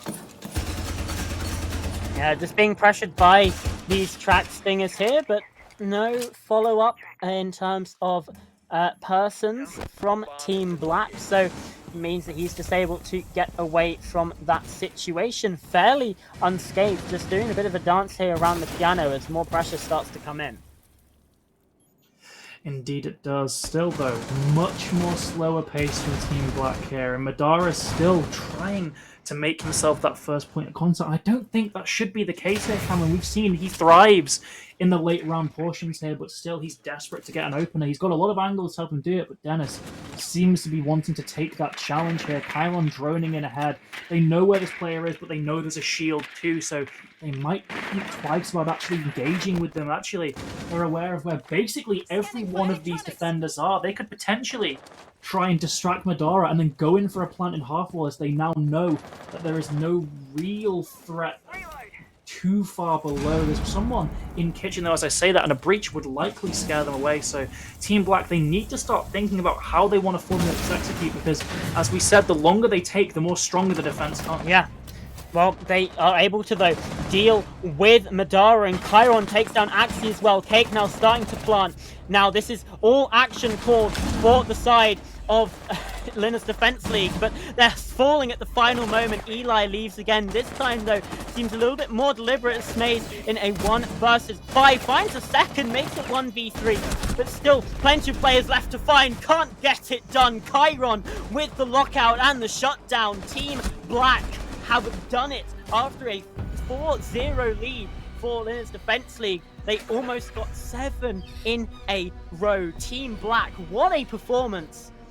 And you've got to credit a lot of it to that man right there in the middle. Silverback has had an incredible game. Dennis as well, though. 2 incredibly impactful players, but everyone on that team had their moments. Yeah, heart goes out for Madara as well. Really, an incredibly significant player for LDL. Now, probably, if we were awarding an MVP, despite it being a Team Black win, I'd probably give it to Madara just from the way he got those kills, particularly how he really sort of stood up when LDL needed him most. But he can stand up all he wants. If he's not winning those rounds, it doesn't really matter. A 7-5 result for Team Black there, stunning us particularly. Maybe not some of you at home, as it was a very close vote, but certainly they were the underdogs in this matchup, and they have just completely shown the former champions of ESA Cup who's boss. Yeah, it was an incredible game that we got to witness here on Chalet. It's been an incredible evening of games. Thinking about Nighthaven Labs, thinking about Oregon, thinking about Chalet. I mean, we have had just some incredible Siege being played out. Also some questionable Siege, and there was no shortage of that in this map either, but you've got to hand it to Team Black. It was definitely a bit of a brawl, but they came out victors in the end. Yep, they did indeed. And well, that wraps us up for games today. We still have one other thing we want to show you there. We are going to promote our good friend Nash, who has recently come out with a new video. You can catch the link there. Just talking about the European region in the PC side of the esports, the top tiers, just discussing these new teams that have cropped up. Some would consider super teams, but you would be cursing them if you said they were the super teams, so don't say that. And just discussing how at least he expects them to maybe approach this new stage of competitive play, and potentially if the European region could finally get some major wins again. Yeah, it's been a bit of a Brazil heavy. It's been a bit of a W7M heavy year, really. Yeah. But Brazil, it's been all Brazil finals. So, but there is potential. Looking at some of the rosters that we see coming through as well. Some of the sort of newer builds. Team Secret look like they're on fire. BDS obviously as well. But that's obviously all for Naj to talk about. You've got the link. You have the command in the chat as well. And that's going to be it from us. Thank you all very much for watching ESA Cup tonight. And we'll see you all in the next one. Goodbye.